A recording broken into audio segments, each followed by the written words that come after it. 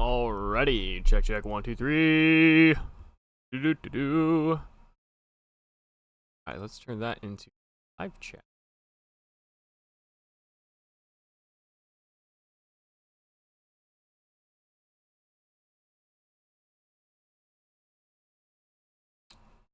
Hey, let's.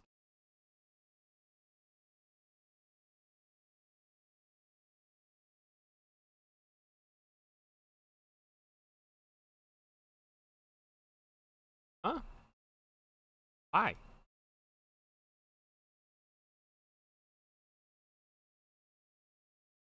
Oh, that's fun. Sorry, don't mind. No, not.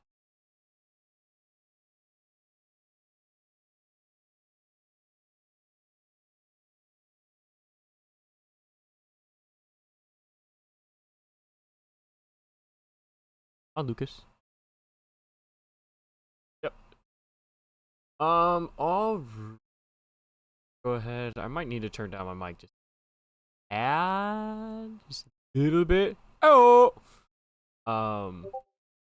Get this block.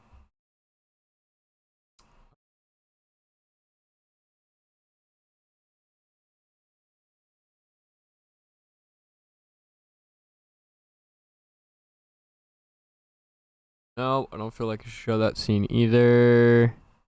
I can use the be right back. That's what I could do. This video is brought to you by viewers like you. Thank you.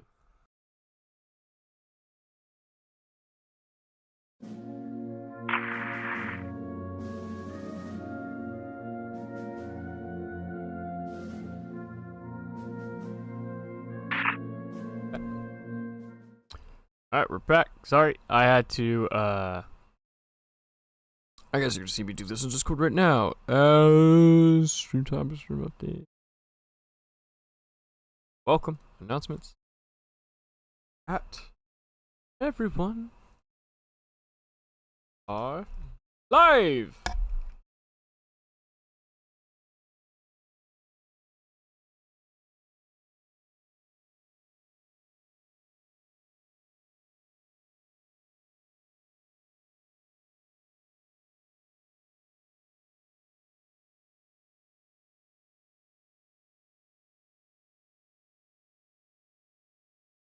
That might bring some people over. Like for no reason. Okie dokie, alrighty!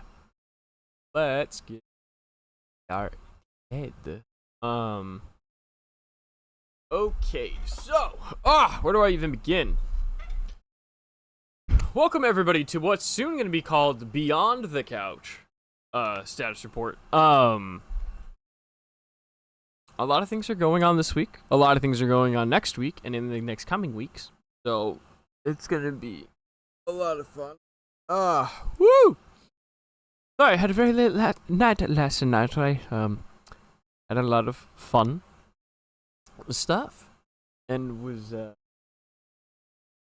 played a lot of video games. Stood up for a very long time. But very tired. With that said, this video is still not sponsored by Monster. What the hell, guys? Why are you not sponsoring me? I'm constantly promoting your stuff. Oh! Okay. Let's start off with what we did get done this last week. So, right after last week's status report, I realized we had gotten into September, Worms Infested event. A very Worms Infested night last night. I'll talk about that for a little bit too. But anyway, so still rotoscoping the same shot, unfortunately. The shot for the most part is pretty much done. The Tyranitar's animation was updated. The Pokeball animation was updated. Him getting into the Pokeball and coming back out is done. So all that's literally left is rotoscoping. And I'm realizing, I think what a lot of the problem is that when you... And I just don't know what the trick is. I'm sure a better compositor could tell me, or a better rotoscope artist, but this is kind of where my whole thought process has been. To essentially, what happens is I went to the very end of the frame, drew out my shot, was like, okay, with as few points as possible, so that way there's less things for me to animate and move around. I would draw like around my hand. Well, as my hand moves, it's going to change shape and for the mask and stuff. And so sometimes it can be something super small, and it's like, man, really I only need 4 points, but I still have 8 points to move around and draw out that fist. And at some point down the line, okay, well, I have to create a new point because actually I don't have enough. And then what happens is that 1 point, for all of the time that I wasn't animating it, doesn't have any animation link to it. So then it's like, I'll have my hand drawn out, and then I have a point all the way over here, and I have to manually go back every frame and put that point where it needs to be. Control-C and Control-Z is someone else's work. Can't, because it's my footage. No one's ever touched my footage, so I can't really do that. So that's not possible. So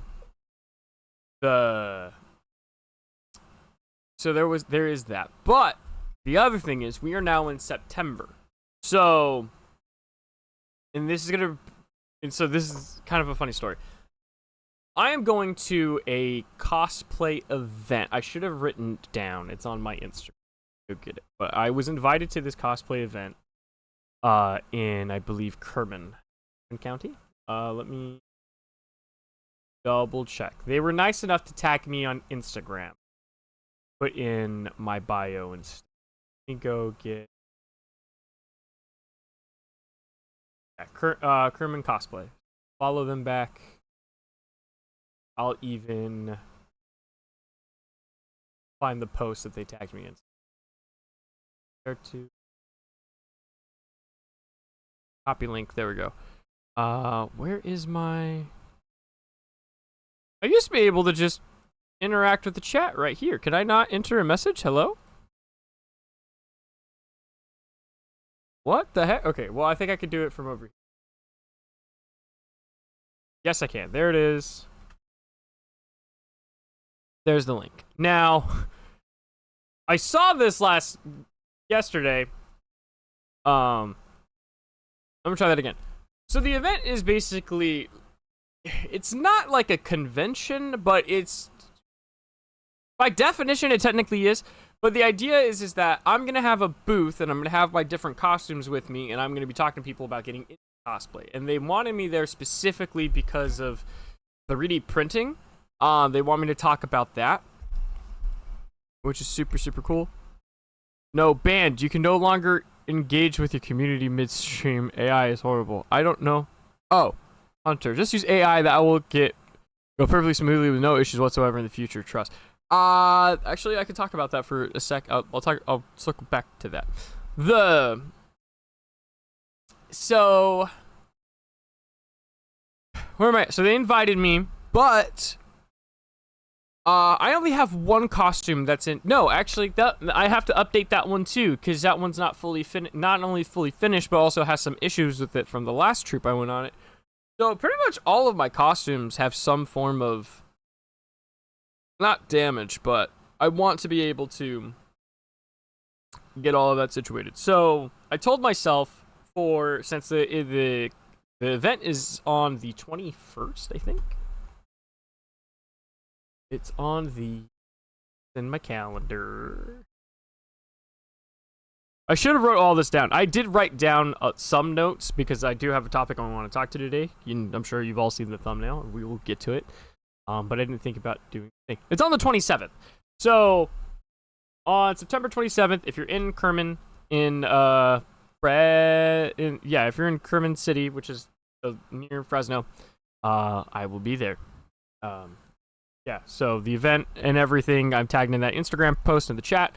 I'll add it to the description later when the stream is done. And anybody here who also lives in California, you can come check that out. It's really cool.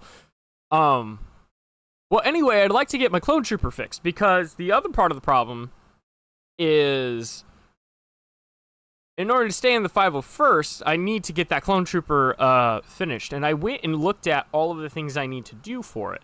And I have the list, and the list is pretty extensive. which is fine. But it looks like I'm gonna have to do the work itself isn't hard. That part's not the issue. It's just the areas where it has the cracks. I just decided I'm gonna have to repaint all of my armor. So I started doing that this last week and filming it because my whole goal was as the next phase of videos was because honestly I thought I was gonna be done with Totodile Hunter 2 by now, which that did not work out. But I'm going to try to get the armor finished by then. I know the 501st were invited. And it sounds like we might be going. So if I could actually go on this troop and get pictures and be able to talk to them and go to the 501st, I don't know why is she calling me? This is my fault. I thought I was gonna be, I was more communicative. I don't know why she's calling me. I told her I'd be in the council chambers. Hold on a second. My bad. I invited Mia because of the whole hit film thing. But I'm not even done with the update yet. With the official the status report of the portion of the status report. I'm here. Homie. Hop in the council.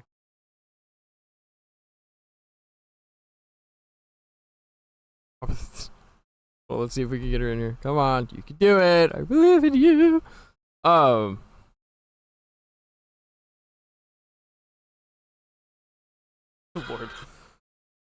Yep. Hi. What? Okay. Okay, hold on. Let me take a look. Did I do something dumb? Council chambers. Missions.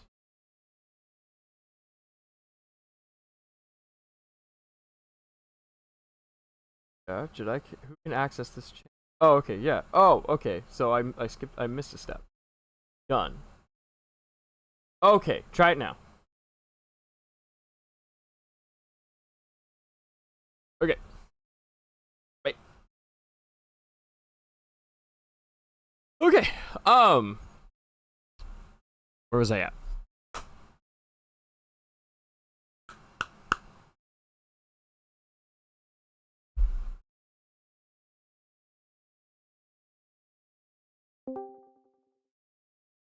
Oh, that's so cute! I miss cakes like that.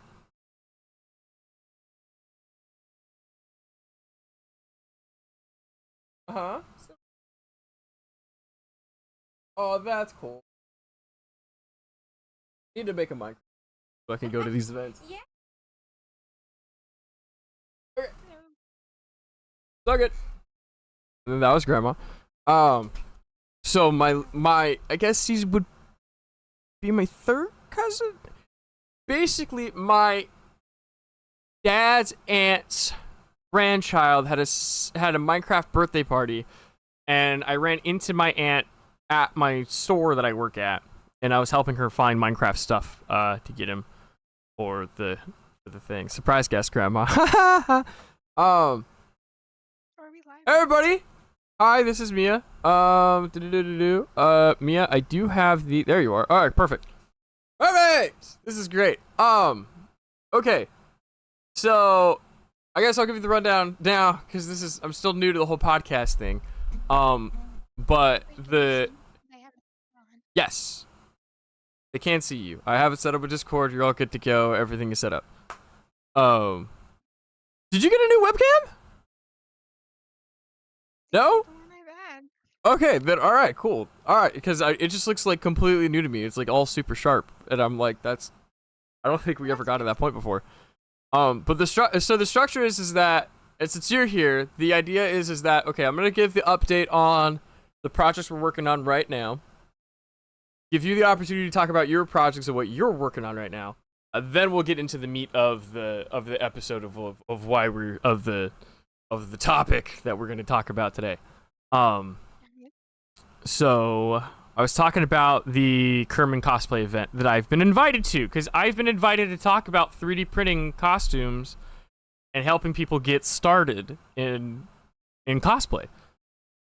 Nice. Which I didn't think I was gonna get to. So part of what I've been doing this last week was I've been working on my armor a little bit. I haven't been able to like dive into it yet, but I went and inspected it, found every crack, every problem, listed out all the things I need to get done for it, and I bought the supplies for it. So hopefully this next week I can do that. It's nothing crazy.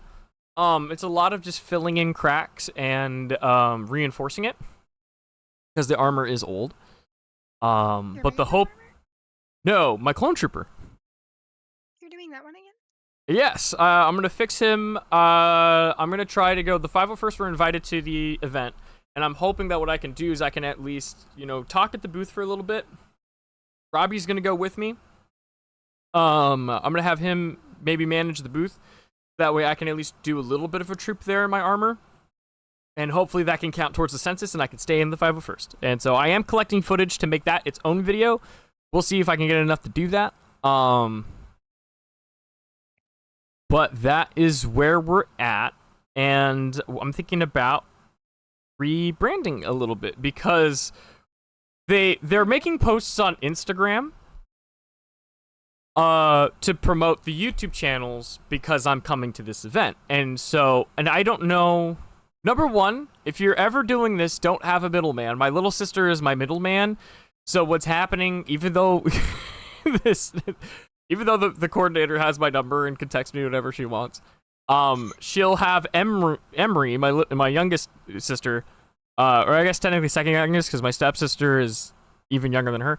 But she'll text me and be like, "Hey, can you send me this bio? We're gonna and with your link on Instagram." Da-da-da. And I'm like, "Emery, I really don't post on my Instagram. The YouTube channels don't have an Instagram." Like, I post now like my movie posters on my personal Instagram, but even then, it's like slim to none. So, I don't post on my Instagram much either. yeah. It's just the art and stuff I do. So I was like, I have a YouTube channel. She's like, cool, well, send us the names of the YouTube channels and da-da-da-da. I said, okay. And, when I sent it to her, I'm like, Emery, it's called Behind the Couch. And so they made their official post today, and they called it Beyond the Couch. And I looked at it, and I was like, I almost corrected them, and then I was like, you know what? No, that's way better than what I have right now. I'm going to change the name to Beyond the Couch. So, because I think... Is that weird, though? Because you've been behind the couch for years. No, because I've been trying to figure out what the brand should be, because every time I go on, and you guys can do this little experiment, if you search Behind the Couch on YouTube, we don't show up at all. Nothing. And it's like there's too many people apparently talking about what's behind their couch, and like literally, and you cannot find it. And then I was gonna call it the BTS channel and just behind the scenes. But unfortunately, there's a Korean band called BTS. So when you put in BTS, you get them and not us. And that was the first problem that we were having. And so that's kind of like one of the hard things with YouTube, I will admit, since everyone gets to have a platform. It's really hard to stand out in terms of brand. And so it's like it's a whole thing. Because even then, it's like, it's hard to do anything with my name, because on one hand, it's like, A, I'm George Lucas, so if you look up George Lucas, you're going to get George Lucas, not me, who is George Lucas, but George Lucas, the film director. And then, if I were to do Luke, if I was to do Luke something, I was in a film class with 5 different Lucases. It's not an uncommon name. We actually just got 2 more Lucases at my store. Oh, no. Yeah, so we both answered on the walkie, and we're standing next to each other because they were like, Luke, do you copy? And so we both go for the walkie, and we looked at each other. He's like, hi, I'm Lucas so-and-so. And I'm like, hi, I'm George Lucas. He's like, cool. And then we both like jumped at each other like we were going to fight, because it's like, God damn it, like, there's too many Lucases. Have you ever heard of that thing where this guy named Josh on Facebook went and got like every different Josh, and they met Hmm. up at a park and literally had like a pool noodle battle to see who could keep the name of Josh? You need to do that with Luke's. That could be a feature on your channel. You need to find that and send it to our friend Josh so he can see this. He probably already has it. It was a big video. Maybe. The camera's But over there, but you're over here, so it looks like it. oh yeah, what? Okay. Oh, Hey, the yeah, so that's where we're at. The one main difference I've been doing this last week though is that I've decided, so like one of the issues that I've been having recently with my job is that like I've had this problem for like the whole 7 years of me working. I want to work full time, but then especially with this newest job, they don't want to. They can barely hear me out. Okay, let me that's not fix a that. surprise. Let's That's not a here, Mia, surprise. keep talking. Hello? Can you hear me now? There we Am I go. getting I just closer? there we go. Hello? I just hopefully that works. What are you on this end? Oh, somehow you're not. Okay, let's do that. Okay. Talk one more time. Hello? Can you hear me? Am I here for everybody? That should be better. Okay. I could turn my volume up on my end too. Well, Just don't my make it too loud. my meters should be correct. Luckily Discord has the ability for me to like individually turn people up and down. I just wish there would be more than 200%. Like I need that extra 300. Like I need an extra 100%. But can I go up to 300? Sorry, I'm quiet. It's okay. What was I saying? So at some point in Clicked, I was like, wait a minute, I want to work 40. Why am I not working 40? And so I was like, you know what? I'm going to treat this as a second job. So when I go do my schedule, I'm like, okay, cool. I have a short shift here. I'm working 4.5 hours. All right, well, then let's do another 4 here. What time am I scheduled? And since I already agreed to coming in at like 4:30 in the morning with my day job, I was like, you know what? Because they haven't been scheduling me at that time. They keep scheduling me at like 11 a.m. I was like, you know what? Then I will start my work at 6. I'll work from 6 to 10 on YouTube, and then go into work. And then by the time I get home by 3:30, 4 at the latest, or I get off at 4 at the latest, I have the rest of my day to do whatever I want because I've done all of the important tasks. I devoted 4 hours of the day into it, and then now I can take a nap and then come back and play video games later in the night. So Right. and it's been nice. It's been actually really nice. I think it's I'm still gonna go see my doctor next week. So part of the goals next week is because unfortunately I think it looks like I only have maybe 3 days I could devote to. No, not even 3 days. I don't get to really work on film this week, unfortunately. That's I go okay. see We'll come next week. well, my problem is I've been working on my film for 2 months. We're going into 3, and I'm still only on the second scene, and it really Is makes me this- angry because like the first shot that I did, I got it done within like 2 days, and then now it's like I can't get this done. Is so it the annoying. second Totodile Hunter? Yes, it is the second Totodile Hunter. It is coming. I have a whole shorts plan for that. So there's gonna be shorts galore. I hope it surpasses the first one in terms of views, so we can do a third. But yeah, I have a doctor's appointment this week, so there's not a lot I can do. But my goal is to at least get the armor to a point where we can sand off the outside, so that way we can repaint it all. I got a new blue, so it's gonna be more vibrant, and I will hopefully match the other members of the 501st. It'll be reinforced, and hopefully I won't have to do this again till next year. I think that's I thought really you liked it making armor. on the plan. No, I love making armor. I'm just saying like fixing the clone trooper, because at some point I'd like to do the next one on my list. The next suit of armor is a Spartan, 100%. But Mando still isn't 501st approved, even though he's mostly done. The clone trooper needs a lot of fixing, and then I do need to talk to my CO about my commanding officer about how to incorporate the 501st into this YouTube channel. I think the main hurdle is going to be like, how does money go for that? And so I think because at some point we're going to get monetized, and the 501st is very strict and very clear. We don't make any money. Right. We don't make any money at all. We make our own custom merch for the most part. So like when you see people with 501st patches, that is because somebody went in, made the design, bought a huge thing of them, and then are passing them around. Like we don't make any money off of this. And so I think the fear would be, number one, we do have rules when it comes to social media posts, and I know there was a whole thing about, and I already broke it, but to be fair, I broke the rule before the rule existed. I think like the last main post I saw was about like, hey, no more pointing blasters at cameras, and don't point blasters at people. And They're not so even remotely real guns, but I get the point. You're supposed to treat fake guns like they are real because it teaches gun safety. Yeah, I think it has to do more with like just the political climate in general. Like, hey, let's not. At one point, it was funny. Right now, we should not be doing that, and because we don't need any beef, we don't need any random Karen to create beef, and then the 501st ends up on the news for the wrong reasons. Karens are gonna create beef no matter what because they have nothing better to do with their lives than be a bitch to people. So for sure. I also forgot to tell you, because this is on the BTS channel. We're on the BTS. I'm so sorry. Yeah, it's okay. It's all good. I drop the ball every once in a while. It's no big deal. I'm sure, like, the way I look at it, I'm like, this is still PG-13, right? And so this is a channel for everybody, but if you go and watch an Avengers movie, you're going to tell me you've never heard that word before? Anyway, well, we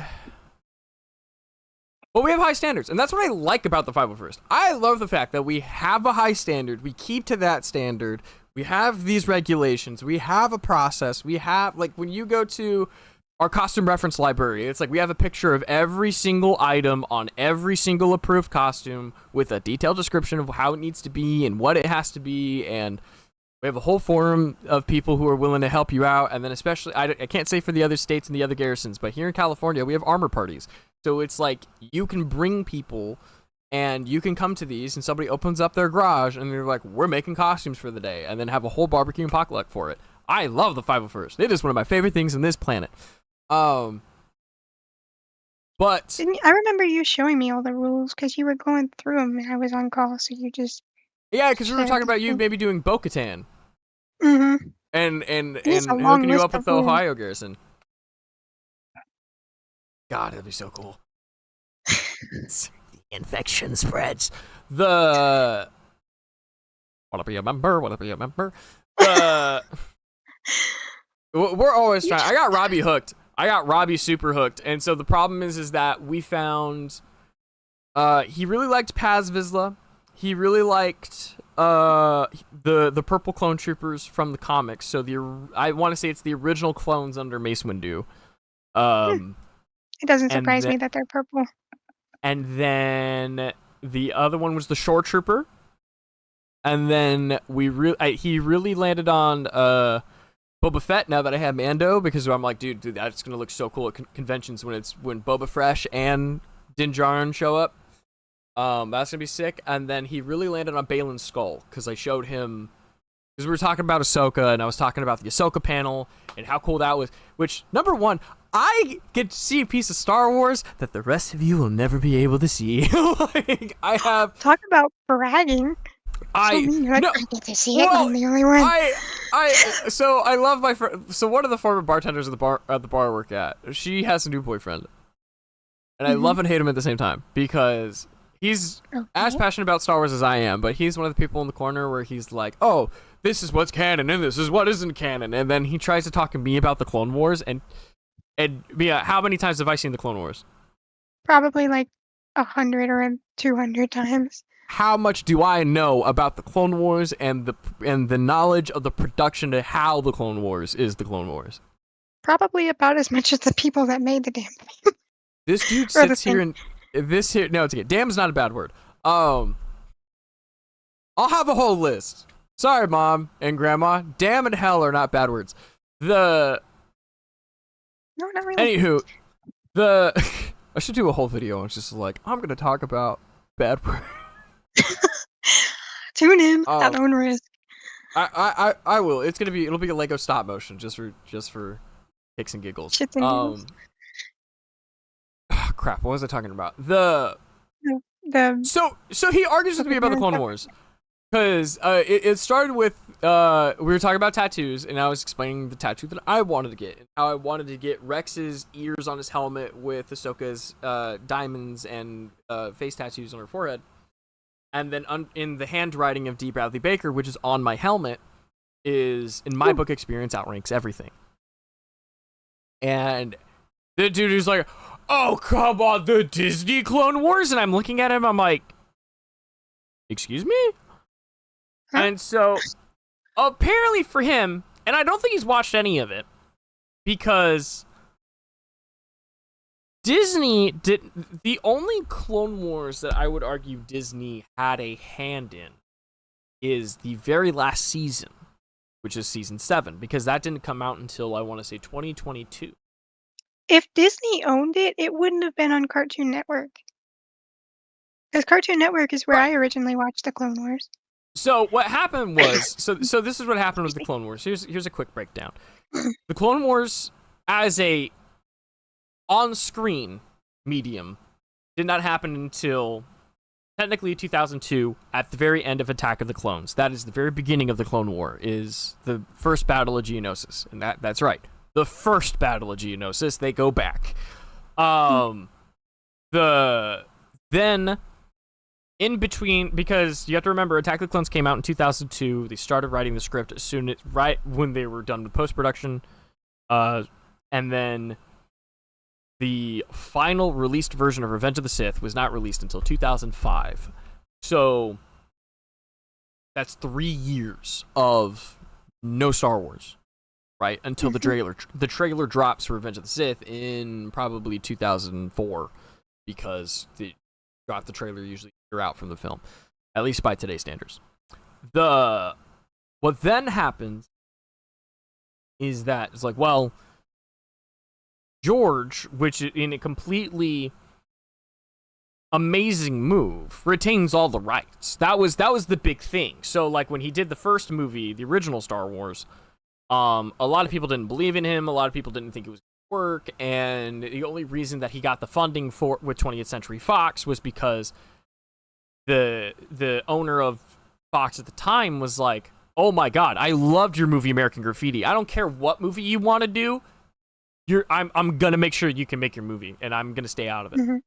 So in the contracts, he retained the sequel rights, the toy rights, the franchising rights, pretty much everything about the film. Because that was the other part of the problem is that the other studios, the reason that they passed him down, not only were they like, we don't know about this project, they weren't allowed the sequel rights, they weren't allowed these rights, they weren't allowed really to have any say, because he had such a specific vision in mind, and he's like, no one's allowed to be a part of it outside of like how I want to collaborate, because when it comes to the rights and how he wants to handle things, like I think what it is that he wanted control. He wanted to be able to have the final decision. He didn't mind somebody coming in and bringing in their opinion and their ideas, but he needed to have the final decision to say, no, that's not really how it works. No, that doesn't really align with what I'm trying to do. And when it comes to studio executives and producers, that makes it really, really, really hard. And that's kind of where, so he's like, I want none of it. Then you go into, so with that said, he creates a toy line. He works with Cartoon Network and Genndy Tartakovsky, I think is his name. He's the guy who animates Samurai Jack, the Powerpuff Girls, Dexter's Laboratory, and he got to do a Clone Wars. And so they created these like micro commercials. So when you see it, like it's Volume 1 Star Wars Clone Wars, those shorts, it's a compilation of short stories that were pretty much commercials. They were very short, and they had a very specific Clone Wars toy line, and it took off to the point where for the Volume 2, they wanted to tell an overarching story with it. And so Genndy and his team got to be able to get a lot of the beginning of Revenge of the Sith to tie into it. So Clone Wars 2003 ends right into Revenge of the Sith. It literally is like what you're seeing. You see the Battle of Coruscant and the Chancellor getting kidnapped in Volume 2 of the Clone Wars, or Star Wars Clone Wars, and then immediately Revenge of the Sith picks up where that one leaves off. I thought so, because that's what you were telling me when I was doing like the chronological thing. You were like, watch it here. Yeah. And so then Revenge of the Sith comes out, and part of the production of Revenge of the Sith is that what we see is the beginning of the movie, the battle over Coruscant, my favorite space battle of all time. That actually, in the original version of the script, was in the middle of the movie. Oh. Which is a beautiful irony because it's a beautiful irony beginning? because that's exactly how the original Star Wars was. But yeah, the whole first half of the movie was just Clone Wars. So we would see these extended battles on Megiddo, Felucia, Kashyyyk, all of these places, and you would got to see the Clone Wars. Obviously, you only have so much time for a movie, so it got cut. Got cut and reworked. And so now we pretty much get the Revenge of the Sith. But the movie ultimately is about Anakin's downfall, and not about the clones and how they come into play and da-da-da-da, and that. So even though the movie was done in typical George Lucas fashion, or any artist fashion, really, once it's done, it's like, there's still more I could have done over here, right? And so then they continue doing that. So he's like, you know what? I want to do a show. I want to do a show next. I haven't done that before. So he creates Lucasfilm Animation as a brand new sub company of Lucasfilm, and then brings in Dave Filoni, who worked. He enjoyed his work on Avatar: The Last Airbender, and then they worked together to create 2008 Clone Wars, Star Wars: The Clone Wars. And that's when we get Ahsoka and everything else. But you can see that a lot of the design from 2003 translates over into 2008, and then they kind of make it their own. It's really cool to see where the style goes, especially like when Disney acquired it during season 5, told them you get one more season and it's going on Netflix because Disney Plus wasn't a thing yet. And that was Star Wars: The Clone Wars: The Lost Missions, and that was the season 6 finale, which is why Yoda meets the Wills, which is something that's very lore-heavy and the mysticism of how the Force works. And they set up this idea that Yoda is setting up for after the Clone Wars, and dropping hints of Luke and Leia and trying to wrap it up. But they were forced to because Disney wanted them to go work on their Star Wars. And so that's when Dave went into Star Wars Rebels. And I also have to point out, a lot of the stuff that goes into, like, especially the animation side of Lucasfilm, are George Lucas ideas. The Bad Batch was a George Lucas idea that they came up with because the Bad Batch was supposed to be in the final season of the Clone Wars way back then. Wow. Yeah, they prevised episodes onto and put them on YouTube. But anyway, this guy's arguing with me. This guy's arguing with me about the Clone Wars and that it's the Disney Clone Wars. And I'm like, no, Disney doesn't have a Disney Clone Wars. Because even then, Dave and George knew how they wanted to end the Clone Wars in season 7. They knew what the Siege of Mandalore was because Ahsoka, Ashley Eckstein and Sam Witwer, who voice Ahsoka and Maul respectively, when they were doing their scenes in Rebels season 2 finale with each other, and they reference how they met. Well, here's the thing. They never met in what was all released. Right? And so they're asking Dave during the recording sessions with Freddie Prinze Jr. and everybody else was, hey, what is Siege of Mandalore? He's like, that's for me to know and you to find out. And they're like, what? And so, because even D. Bradley Baker, because he talked about when they were, when Rex is reintroduced in Rebels, you know, he says something is like, I fought with Ahsoka Tano from the Battle of Christophsis to the Siege of Mandalore. But the Siege of Mandalore didn't exist yet. And everyone's like, what's the Siege of Mandalore? And so that's when everyone else is like, so again, even though Disney is producing their own content, they want to do their own stuff. Like, obviously, The Force Awakens and that's their baby, 100%. But when you look at the rest of Star Wars, especially in the animation department, a lot of it is George Lucas ideas. It's his ideas just being passed on to his Padawan, Dave, and then now he's, graduated to Jedi Master, and he's now passing on those teachings. So it really bothers me when people are like, this is Star Wars versus George Lucas Star Wars, and it's just like, no, it's still all Star Wars. Like, it all still comes from these seeds that have been planted over here, but because I'm the only one who, like, reads the book. Like, actually, so the next few, so you being a book talker, I just Book talker. planting stuff. And I can't wait to read them because I read the prequel trilogy one. This is there's my receipt. Return of the something? Return of the Jedi, Return. This is the Star Wars Archive. So this is a collection of all of the different interviews and images and stuff of the production of Star Wars, and it was really funny because Nick was giving me crap one time about reading books. He's like, what books are you reading? And I'm like, oh, I'm reading the Star Wars Archives. He's like, that's not a book. I'm like, no, I'm pretty sure this is in fact a book. I'm like, it's just No, that's a book. Like that counts. it's just it's just not a fiction book. It's something that it's like, no, this is part of like the production. It has all of these crabs in it. He's probably thinking more along the lines of like Fourth Wing or like Percy this. Jackson. To be fair, I'm rereading Percy Jackson. I'm on Blood of Olympus, but it's at my mom's house right now because I took it with me to Japan and I had to ship it back, and I haven't been able to continue. Anywho. Did you ever end up getting the book back, by the way? I'm going to. So part of the doctor's visit this week is that it is my family doctor who's all the way back in Visalia.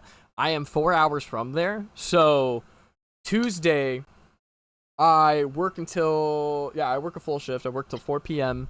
And so as soon as I get off, I'm going to hit the road, go down, spend time with my mom that night. And then the next day, I believe my appointment's at 3:50 in the afternoon. Go to my appointment. I'll pick up my stuff from my mom's house and then drive all the way back up here.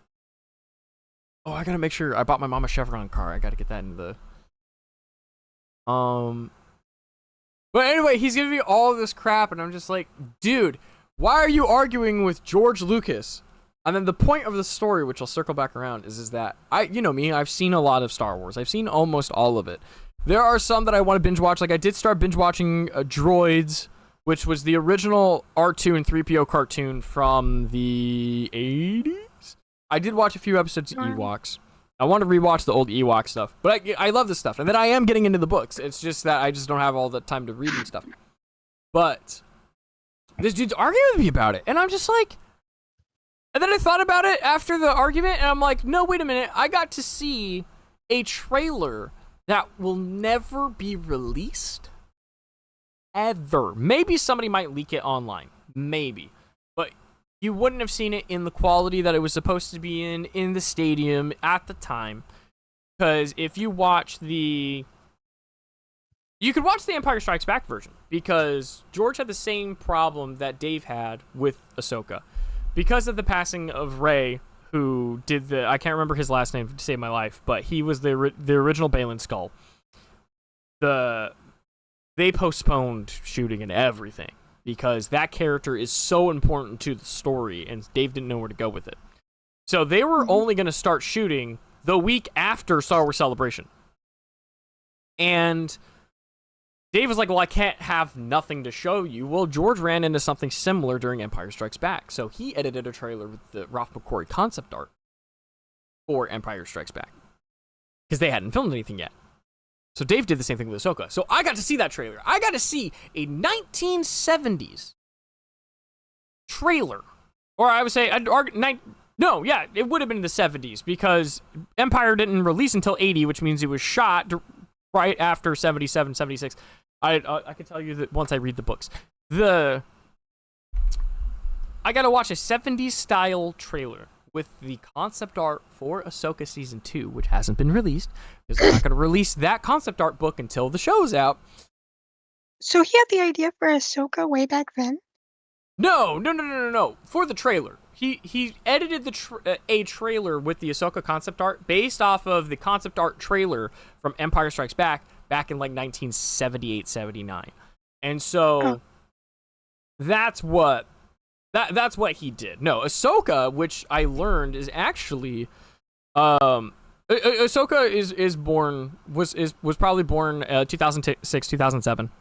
And one of the main inspirations for Ahsoka is Princess Mononoke from the Studio Ghibli movies.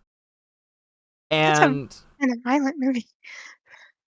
Yeah, but that's where her face tattoos come from. And a lot of her character comes from. And so Dave, who also is a big fan of wolves, has been trying to get this woman to ride a wolf through the entirety of Star Wars, and finally got to do it in his Ahsoka show. That's why we have those rat wolves almost. Is because he's like, I need her to ride a wolf. But he loves wolves anyway. They're everywhere. You have the wolf. You have Commander Wolf.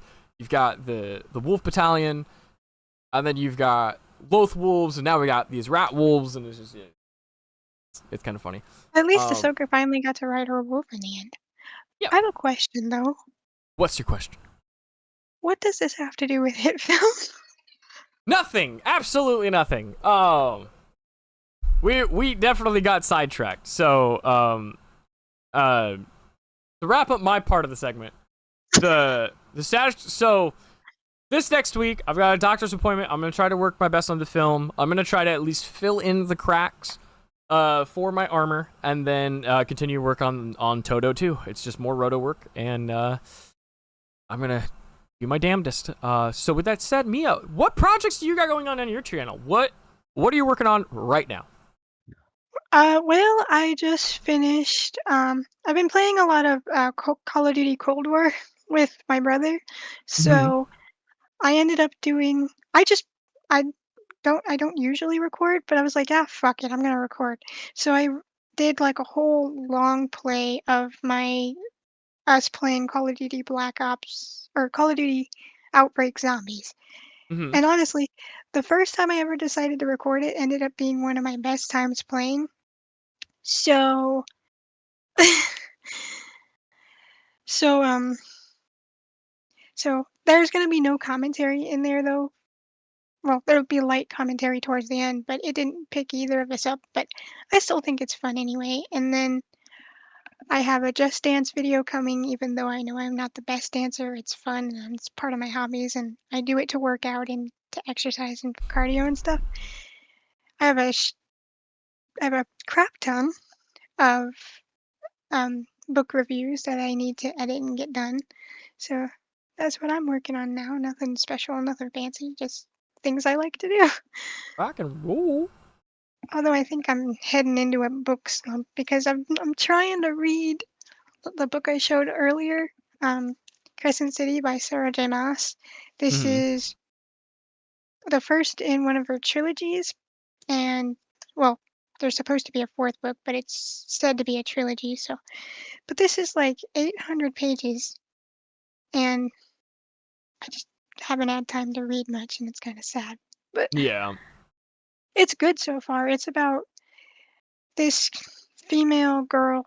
Well, this female, and she is a half human, half fae, and she ends up going to a party one day because she's a party girl. This is a very adult book, so she does drugs and don't do that, and she goes to clubs and everything else. And one day after partying, she comes to her apartment to find her whole entire friend group absolutely slaughtered. And so it's going to be a story about her figuring out who did it, why they did it, how they did it, and trying to stop them. And there's detectives thrown in the mix, and it just seems like a fun time so far, but I have not had the time to sit down and read it. So okay. But now you're going to get me rolling on a tangent talking about books. Because Go for it. I love to That's read. what this Like literally look at my blanket right now. My aunt called me out. She called me out hella hard. Did you get a fourth wing blanket? What did you get? Oh no, it's just a book. Okay, it's like a book's blanket. No, it's upside down. You know, it's funny Only because this it's like we always get like these book merch sections in the book area, in the entertainment area that I work in, and so it's like we have these like I can't It's remember, a, but it's always those like book lover merchandise, and I'm just like, damn, I need to like send this to Mia. What's upon no, a it says, once upon a time, there's a girl who really loved books. It was me, the end. And then It it's was got like, me. Yeah. it's got like, there's one that says, just a girl who loves books, so many Hmm. books, so little time, which is beyond true. Uh, reading takes you to the greatest adventures. Between the pages of a book is a lovely place to be. The world belongs to those who read. Easily distracted by books, which this tangent right now is proving that point. Buy me books and tell me I'm pretty, and a few other sayings. But that was my aunt calling me out. Yeah. She got me that for my birthday a while ago. Yeah, my grandmother started giving me VFX shirts. So like I have a VFX shirt that says, VFX is like riding a bike, except the bike is on fire, everything's on fire, and you're in hell. And Yeah. so yeah, it's definitely it's really funny, but it's so I'm starting to get some of that, but not too often. Yeah. What's the book review that you're working on? Um, I am debating if I'm gonna do Hush Hush by Becca Fitzpatrick.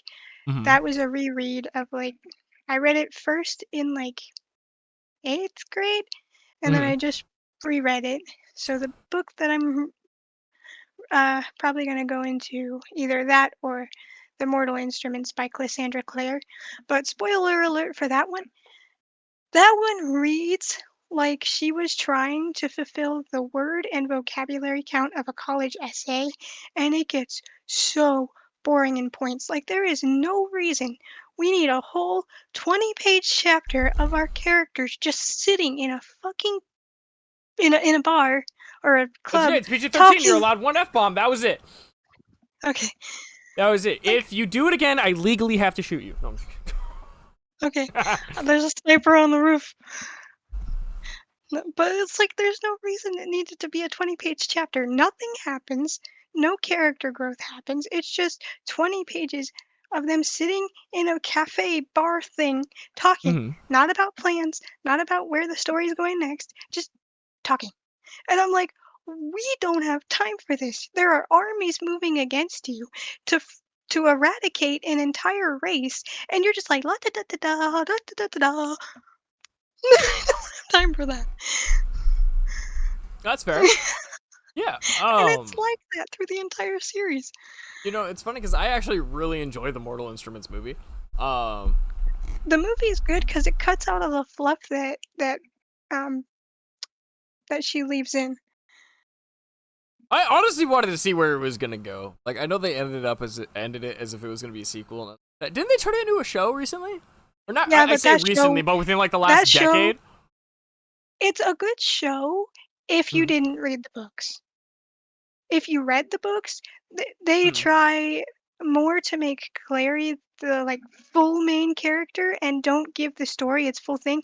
I'm gonna get into spoilers, so if you because I can't talk about it without talking about the spoilers. So if you That's don't fair. want it spoiled for you, then mute or something. But um, so in this show, Clary is the one taken and manipulated by the big bad villain.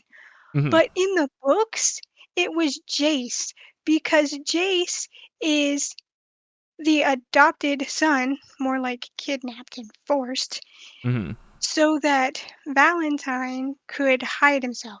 So he gave Jace the name of his actual son and like raised them in tandem. Hmm. So it comes like full 60 in the fact that of that because Jace ends up being the one that is connected to um, Jonathan or Sebastian. Right. And that makes so much more sense to me. And when I say connected, I mean literally connected. Like if Jace dies, he dies. If he dies, Jace dies. Connected. So it never made sense that the show went with Clary. Yes, I know she's the main character, but Jace is the second main character, and he's the one that had the connection with Jonathan from the very beginning. So it's so dumb to me that they took that bit from Jonathan. They took the full circle moment connection away and just it didn't work. And to that end, another point, Clary was not the one to have her memories erased. It was Simon. Simon sacrificed his memories to save the other group. So I don't know what they were thinking with the show. I guess they thought Clary is the center point, so she has to go through all these storylines. And when you're listening to the books, the way that Cassandra Clare does it makes sense. Elaborate on what? Oh, I was for what Ace was saying. Ace was saying she said, "I hate how books faux T don't equal movie." Hmm. And I was like, I think I know what you're saying, but just to be clear, say it She and then we'll probably go means into like that part. they don't follow the books Yep. close enough. But I get that oftentimes that the movies not following the books is oftentimes done for time constraints or to make something flow better. Like for example, my favorite show adaptation of all time. You know it. You bought me Yes, the whole series, I did. Philip Pullman's His Dark Materials series. This is the best adaptation of a book I've ever seen. And they did change stuff from these books. Mm. Like in these books, she doesn't meet him until the second one. But in the show, we see flashes of the secondary character before that. And I feel like that sets it up because we're supposed to trust this secondary character. But Lara does not yet because he's touching Pan, he's doing stuff that he shouldn't because he's never seen a person with an animal companion like Lyra. So he Right. doesn't know it's taboo to be touchy. Right. He just thinks it's another animal. But like I feel like them blending the stories earlier in this story made it work that much better. And everything else is pretty to the point with the show. And the showrunners actually said, we don't care what the executives say or how popular this show gets. We are not going past these books. We're not doing it. Because the people behind the show, His Dark Materials, grew up with these books. So they wanted the story to become real. I mean, they went to the point of making whole towns with actual cans with labels to bring this show to life. They said, forget you to the executives, and they made the dang thing. They did it. And it's one of my favorite adaptations ever. It's by HBO if anybody's interested. I think they nailed it. And I Yeah, wish it's that on more Max. people would be like that today. Yeah, It see, feels like yeah, we need to work together on I do have a video that I want to do adaptation. I should have done this like last year before about Percy Jackson. But yeah.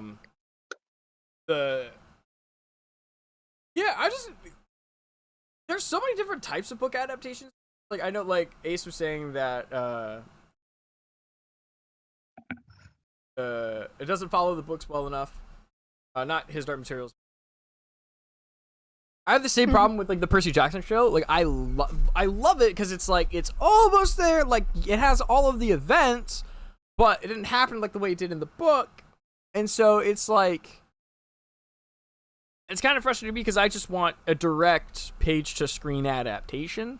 But then it's like you get into the realm of like, well, because they're doing the same thing with Harry Potter, right? Like Harry Potter, they've got their trio, they got their actors, they'll redo it and turn it into a show.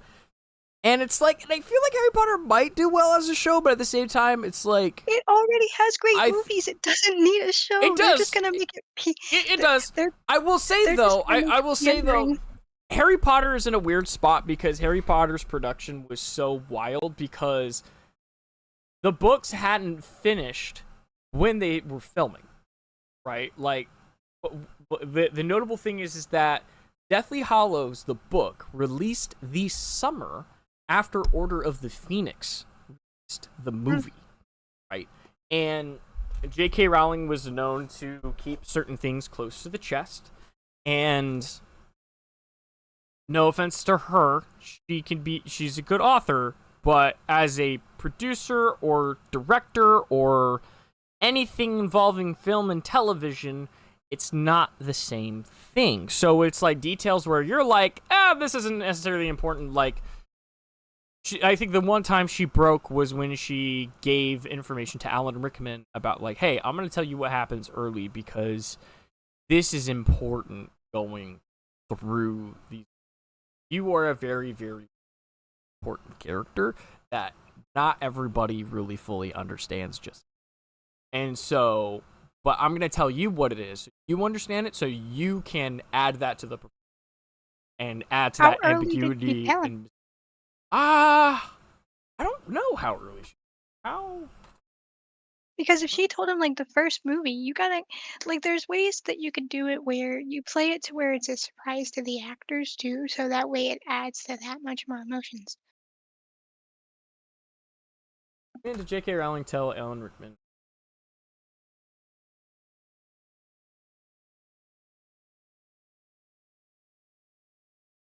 According to... Let me say something. According to Collider, states that on October 7th of 2000, Harry Potter author J.K. Rowling talked to Rick about advice on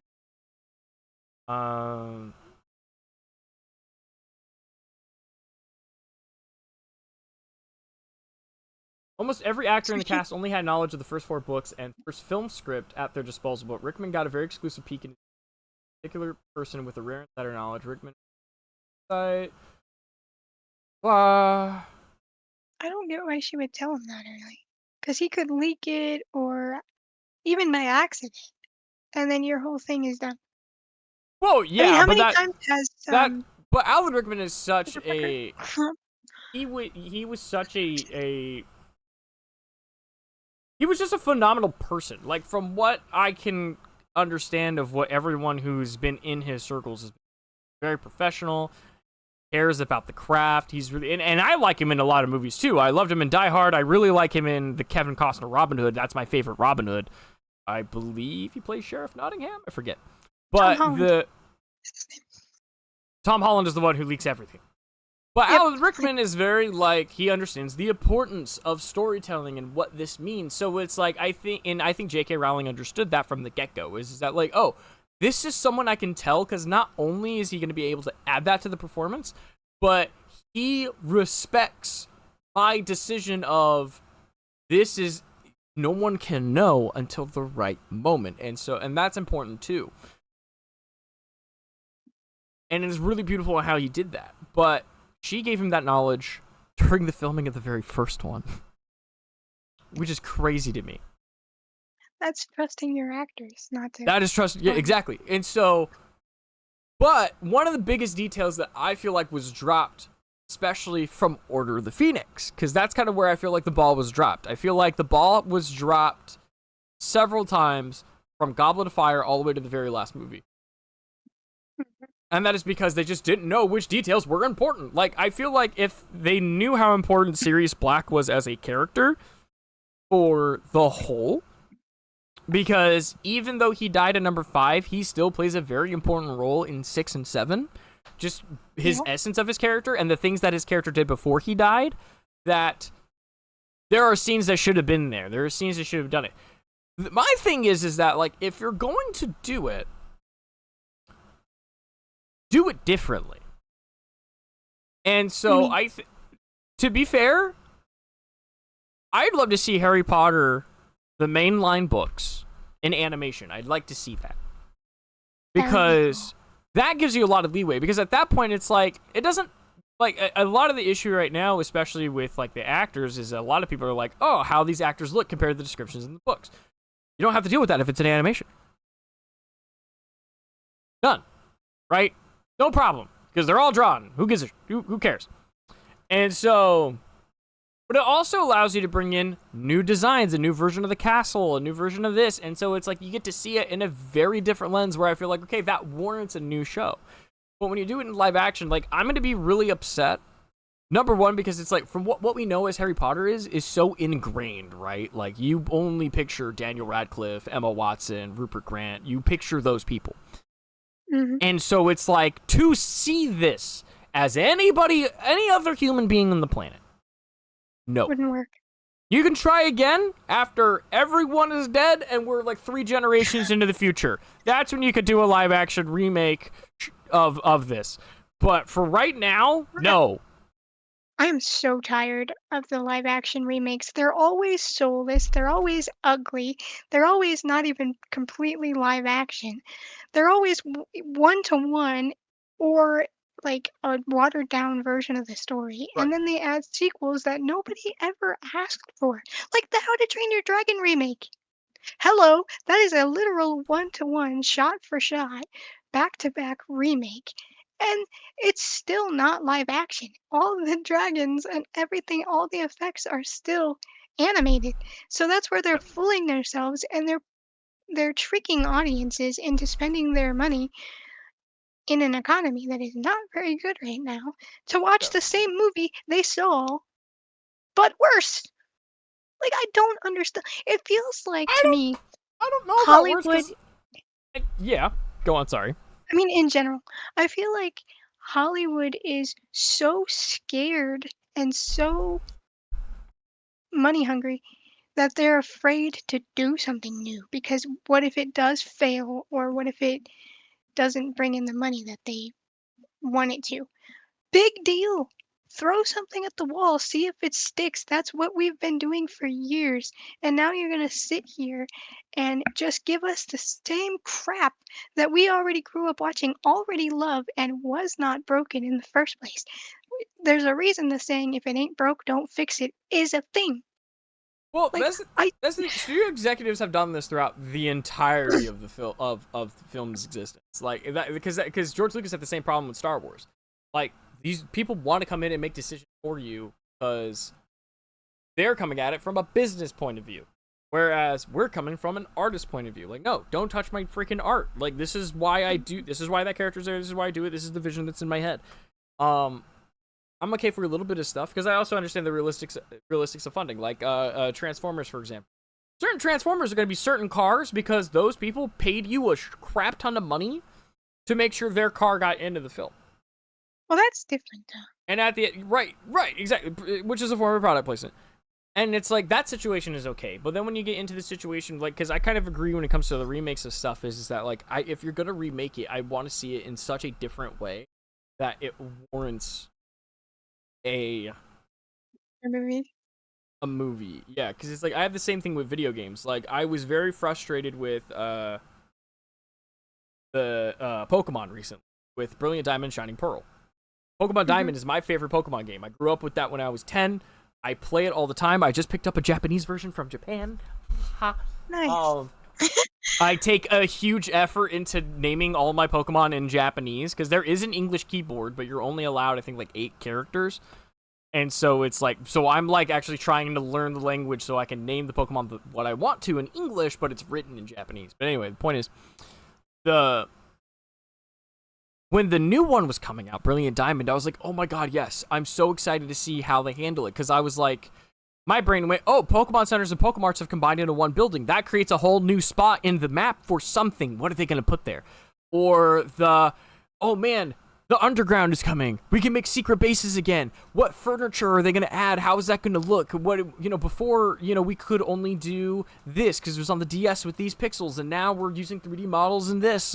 And we're using Unreal Engine to build it. How are we going to... And then it's literally the exact same game that's missing features from the original. What warranted that remake? And I felt like it was a very shut up, we know that you guys want it, here you go. Just, shut up and move on, go buy our newer games. And and it makes you sad, even though I've dumped 400 hours into it already. A ridiculous amount of hours, if you will. But That's what my brother says. about the Pokemon games. He's like, I don't know why they release two every year because releasing two every year is just an excuse to have them wall you out of some certain Pokemon just so you have to either get both or you have to have someone in your circle that plays so you can trade. I think Well, that's yeah, dumb. it kind of. I think one of the things, and I'll talk about this in my Pokemon video game essay as it comes out, as we're off topic again.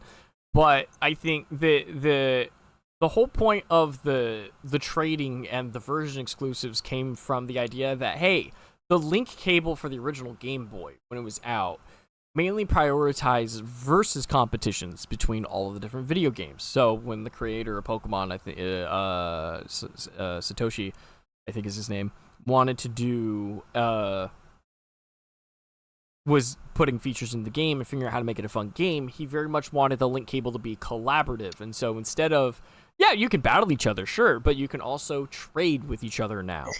Or and that's why you had certain things like with Pokemon Omega, not Omega Ruby, but the original Ruby and Sapphire and Emerald, where you could make the Pokeblocks, and so then you all had to work together to make a batch of Pokeblocks for you and your Pokemon. The Poffins in Diamond and Pearl, all of that stuff. So it was more to influence collaborative gameplay, and I don't think it was. It's not intended for you to buy both. Now they have packages where you could just buy both games in one package, and you spend like $100. But I always buy only one version, and the only times I buy the second version is because I'm trying to collect from an era. Right? I have all the GBA games. I'm on the hunt for all the DS games. I have a Japanese Diamond, a French Pearl, Heart Gold, Platinum, and White 2. But I still want to go get Black, White, Black 2, Soul Silver. Yeah, those are the only 4 that I'm missing, really. Only problem is they're $100 pop. Yeah, because you and me have been trading on Let's Go, remember? Oh, yeah. I knew that. Yeah, so but that was the thing when it came to remakes, is that like I want something that's still new. Like I honestly would have loved to see what would have been like a sequel to Diamond Pearl. Because if you look at Omega Ruby and Alpha Sapphire, which were remakes of Ruby and Sapphire from 2003, it's like a whole new game. Mauville City is completely different. You have Pokemon tails poking out of the tall grass, and those ones have hidden abilities. You have all of these crazy features. You can fly over the region on Latias. It was so cool! And then Diamond and Pearl was just like literally a carbon copy with missing features, because they're like, hey, you know how you could decorate your base and have plushies and a bed and a vending machine in your base? Statues. That's it. Like, why? And so it's like, the statues were cool, and I loved the mechanic that they did where like it raises the chances of what Pokemon you can find in the Grand Underground. And I liked the idea of finding Pokemon in the Grand Underground because we don't have the migration park. Because one of the original features of Diamond and Pearl was when you got the National Dex, take your DS and have this in now. You could take your Game Boy Advance game, put it in the bottom slot, put your DS game in the top slot, and then when you go to certain routes, Pokemon that are originally from this GBA game can now be found on those routes, and it's different per GBA game. What? That's cool. How does that work? Is it because they're both in the system? Well, the DS knows that, like, hey, there's a game in this slot. It's this game because you can migrate from this to this. So you can send Pokemon from the last generation to the top generation. And then what would happen is... I didn't know that. Yeah. And so, yeah. It's a whole thing. So there's another series that I want to do. I want to do the Ribbon Master Challenge. So you know how in Pokemon you can collect ribbons in Pokemon contests?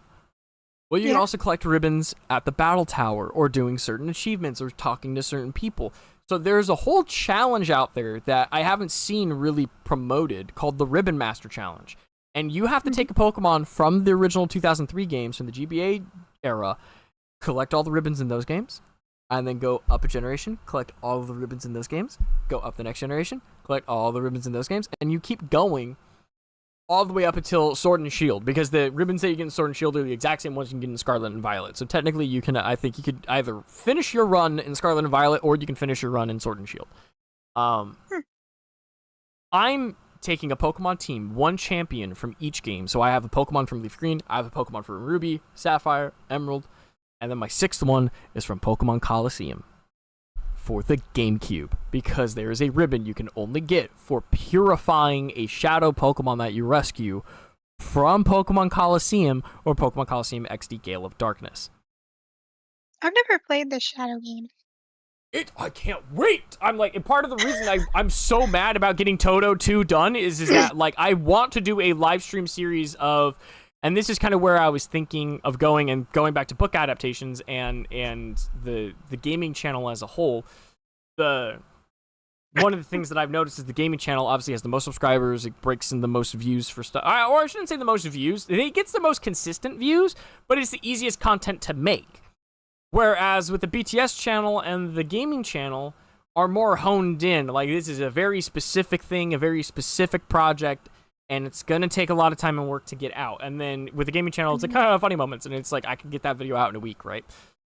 Right. So I was like, how do I implement the filmmaking that I so desperately crave and want to do into the gaming channel? And I like the idea of doing the storytime videos where, like Jaden or Russian Badger, where it's like, I'm going to tell you the story of me and my friends playing the video game.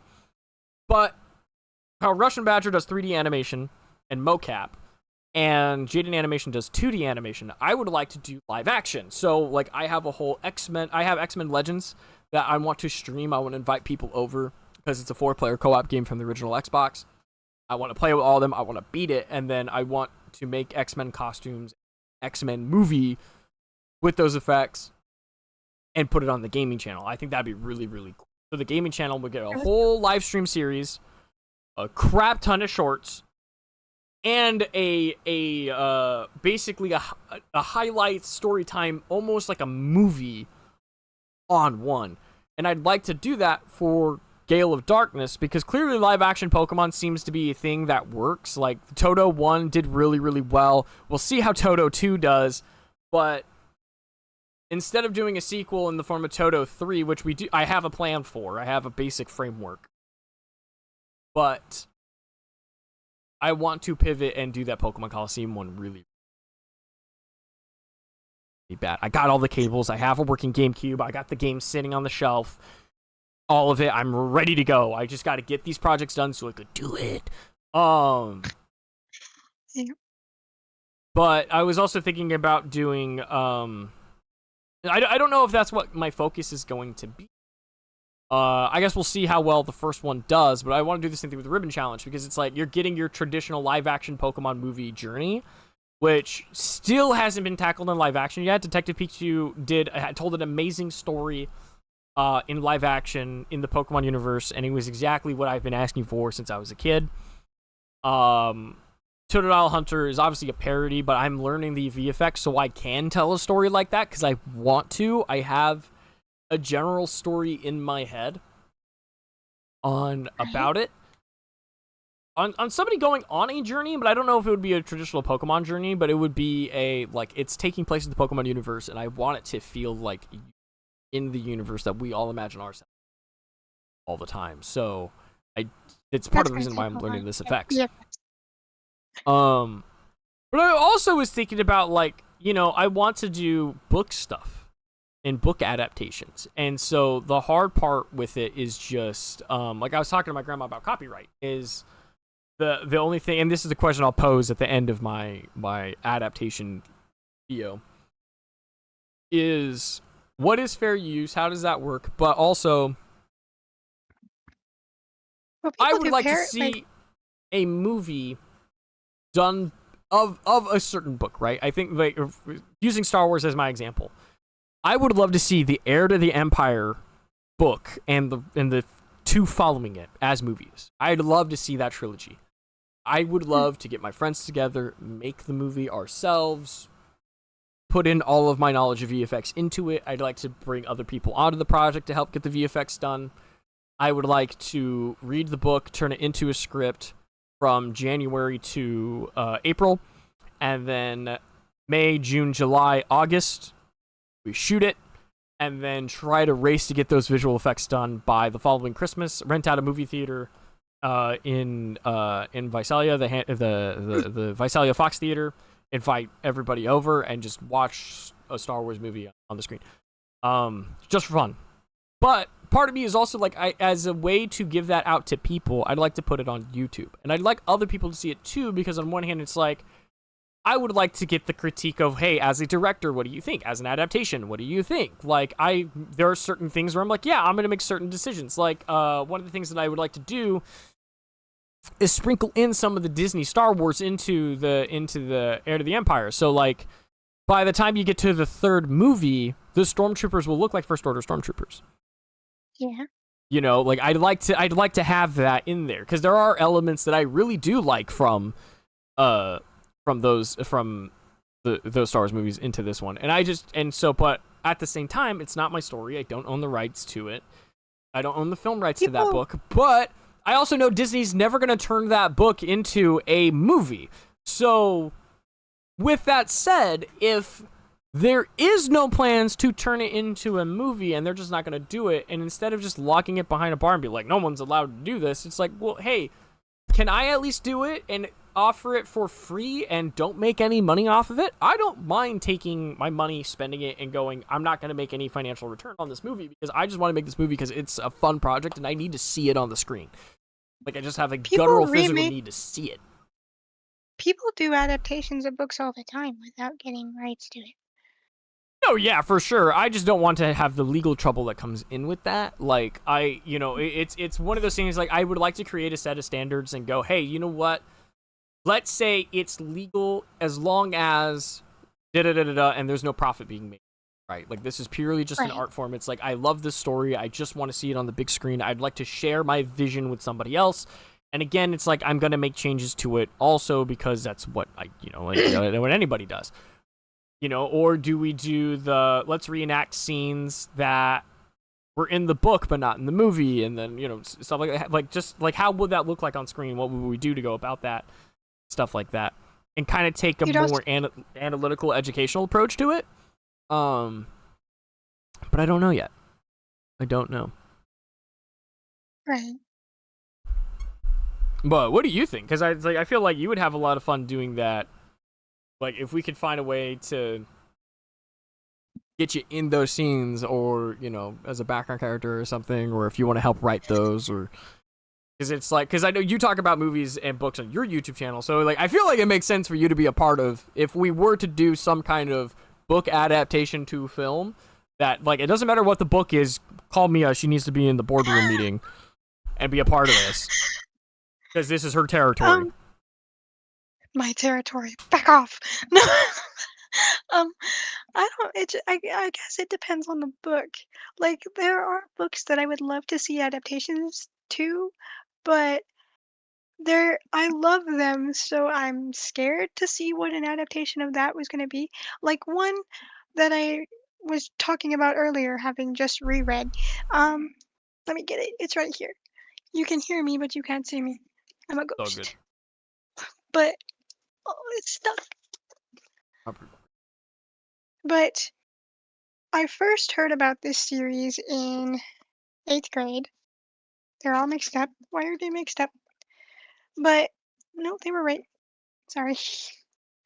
But it's Hush Hush, Crescendo, Silence, and Final. Okay. And there was supposed to be a movie about it, but I guess it got stuck in production hell, or there just wasn't enough hype for it, or something along the lines happened to where this series just died before arrival. So this series, I'm going to go on a book rant again, is about Nora Gray, and she ends up finding herself in the world of fallen angels and Nephilim, the children of fallen angels and humans. And it's about her struggles with being in this world and her relationship with the fallen angel she first encounters.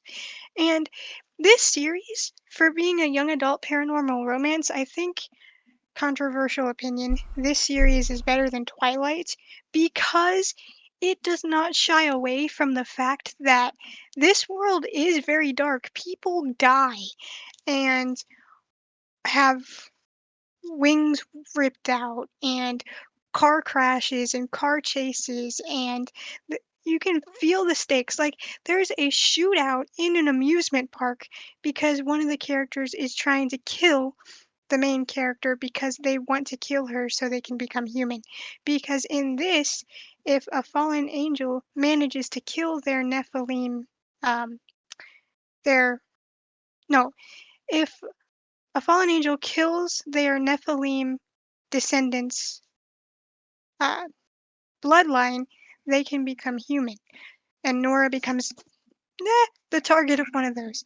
And this series is so good at balancing like teenage life and having an enemy who just is a jerk for no reason, balancing school. It's and then the darkness that comes with this like kidnapping plot and all of this like murder plot that's on her and stalking, and then it balances the romance well too because Patch, who was originally going to kill her to become human himself, ends up falling for her and protecting her. And it's just a good mix of humor, realism, like dark moments, and romance. And I feel like if anything should have been adapted, I like Twilight, but I would have much rather this came to light. So I would love to like be someone who is a part of making this series a reality because it would be so much fun. It would be so much fun. Although there's a lot of talk of sex because they start out in biology class and When they're teenagers.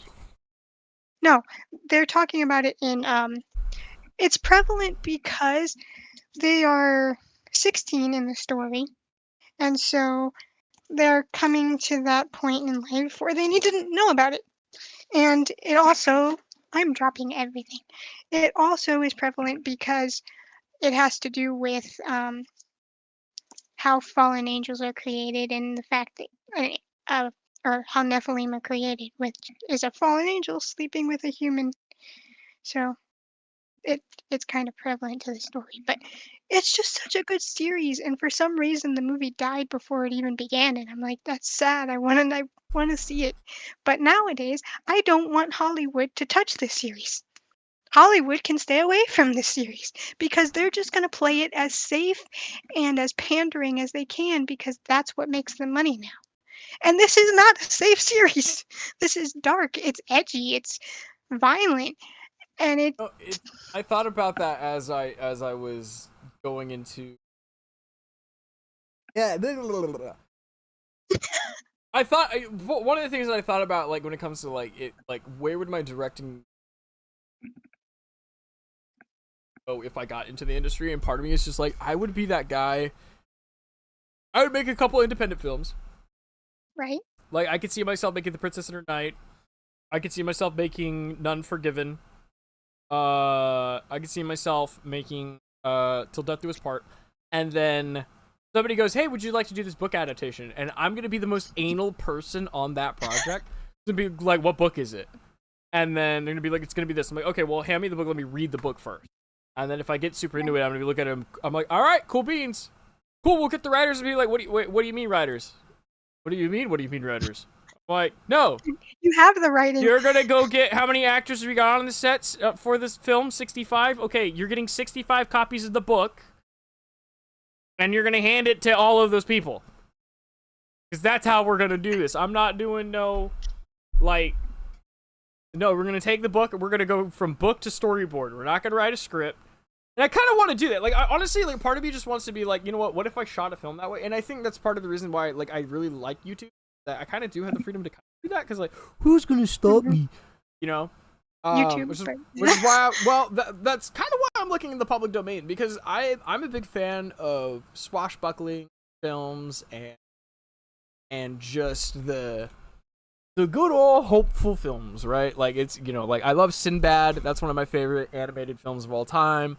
I love The Three Musketeers. I loved Man in the Iron Mask. I loved the one that they did, I think it was like 2014, 2011, something like that, with Logan Lerman, who is Percy Jackson in the first two movies. He plays D'Artagnan, and I really like that film. Orlando Bloom plays the villain. It's awesome. Love that one. I still need to see the Charlie Sheen one. I haven't seen it yet. But also Tarzan. Tarzan is a book adaptation. The Jungle Book is a book adaptation. I just found out Parent Trap is a book adaptation. I didn't know that. So I'm like, It's been remade twice. there's in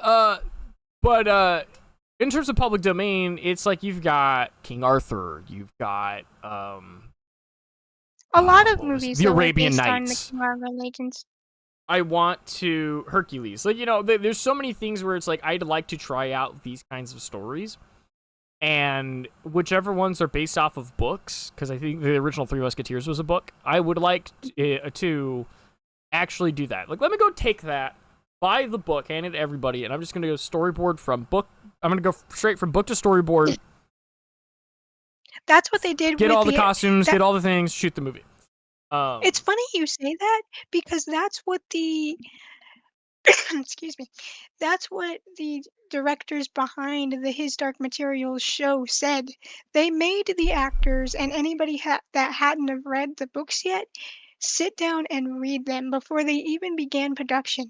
And because of that, um, the one who plays Lara, she's in the X-Men. I cannot remember her name Yeah. for the life of me.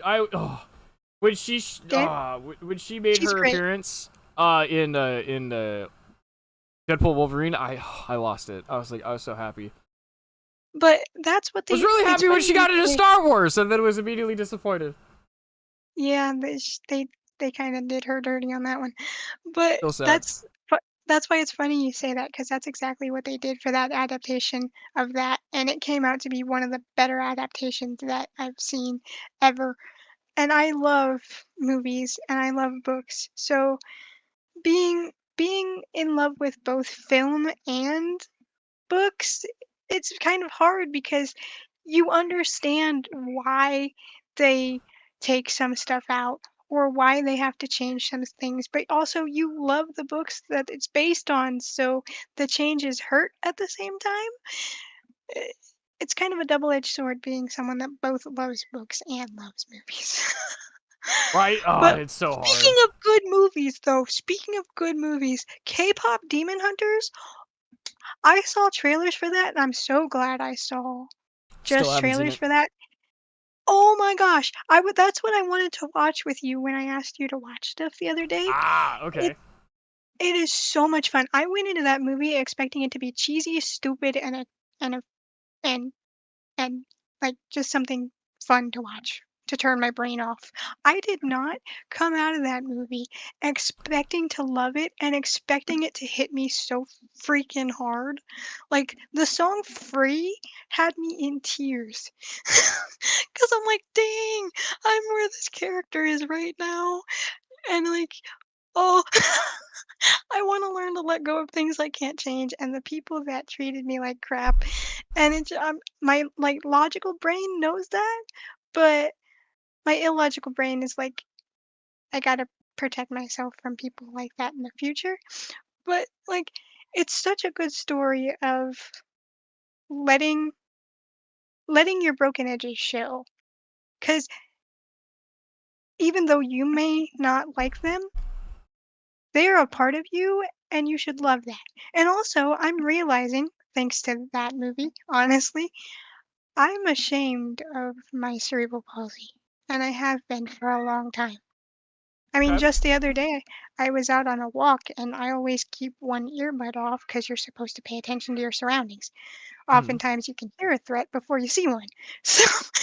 So I keep one earbud out and I heard, that girl walks like a penguin, waddle, waddle, waddle. And I was just like, okay, I'm used to it. But I don't like my cerebral palsy because it makes me slower to get jokes. I do have to move slower when I do things because if I try to do things at the speed that someone normal brained does, it sends me into panic mode. It sends me into freak out mode, and then I just mess up everything.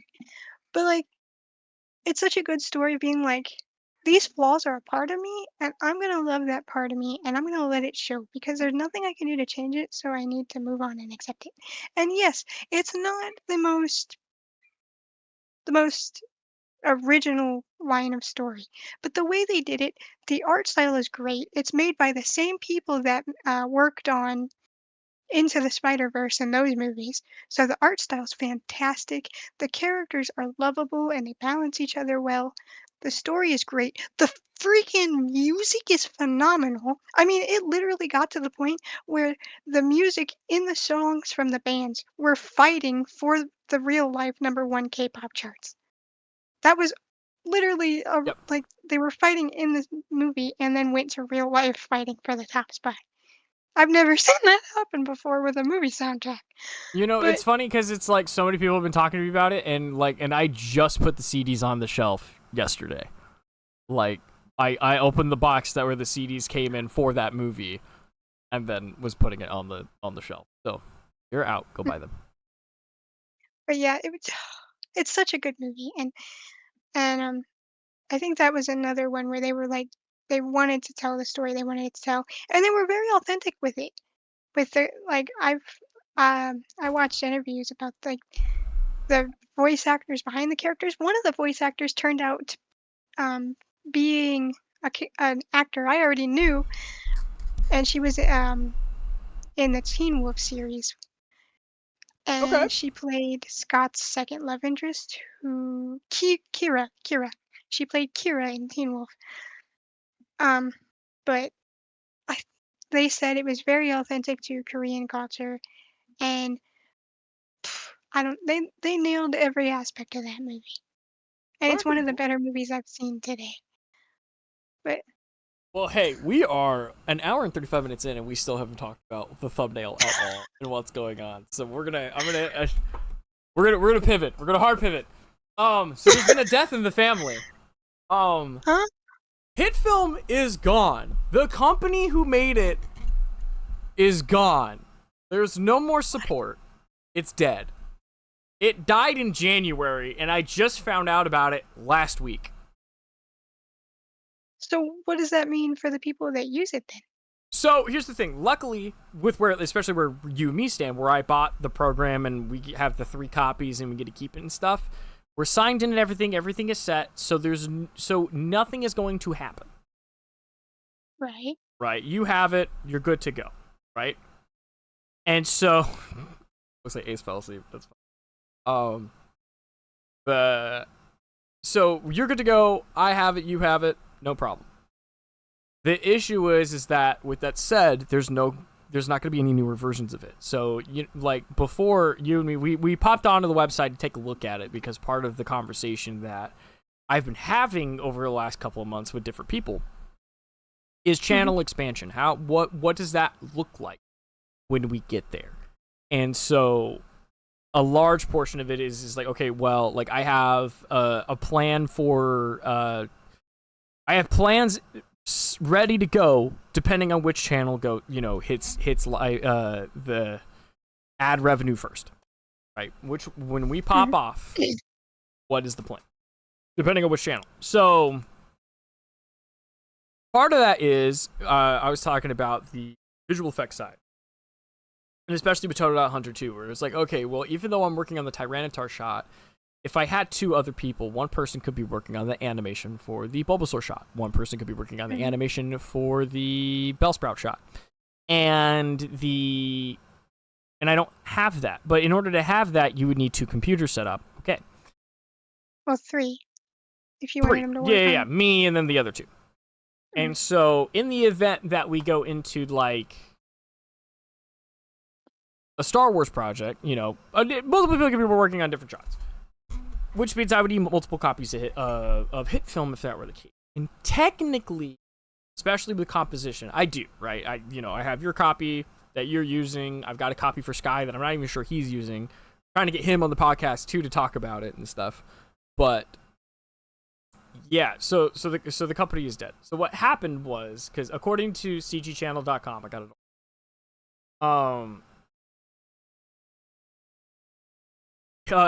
FX Home was a company that was founded in 2001. They got bought out by Artlist in 2021, 20 years later. Do you know who Artlist is? Sure, you've seen stuff about them. No. I might have So, I might have seen something they've done, but I yeah. can't tell you their names off the top of their head. So Artlist is like a stock footage company. So it's like they have stock footage that you can use for your videos, stock music, stock sound effects. They have a whole library that you can pull from. Yeah. Is that the one you use?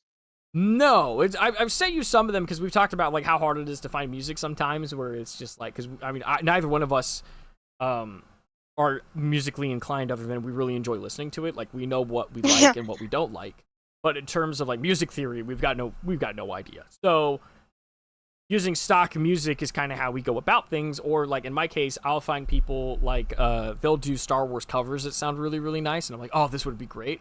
I'll email them and get their permission, and they'll get back to me. Like with the Mando video, I think the only one who it's like you kind of get permission but you don't, Samuel Kim. You guys have probably heard his cover music.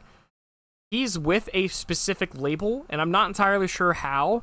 So all of his covers get copyright claimed from that label, even though he puts on his website, yeah, you could use them, but heads up, you might get claimed over here, and we might take the ad revenue. So it's like, okay, well then we can't use them, right? Like that's not how that, you know, it like, yes you can, but it's like also know that you're not going to get, you know, you're not making money off of these videos, whatever.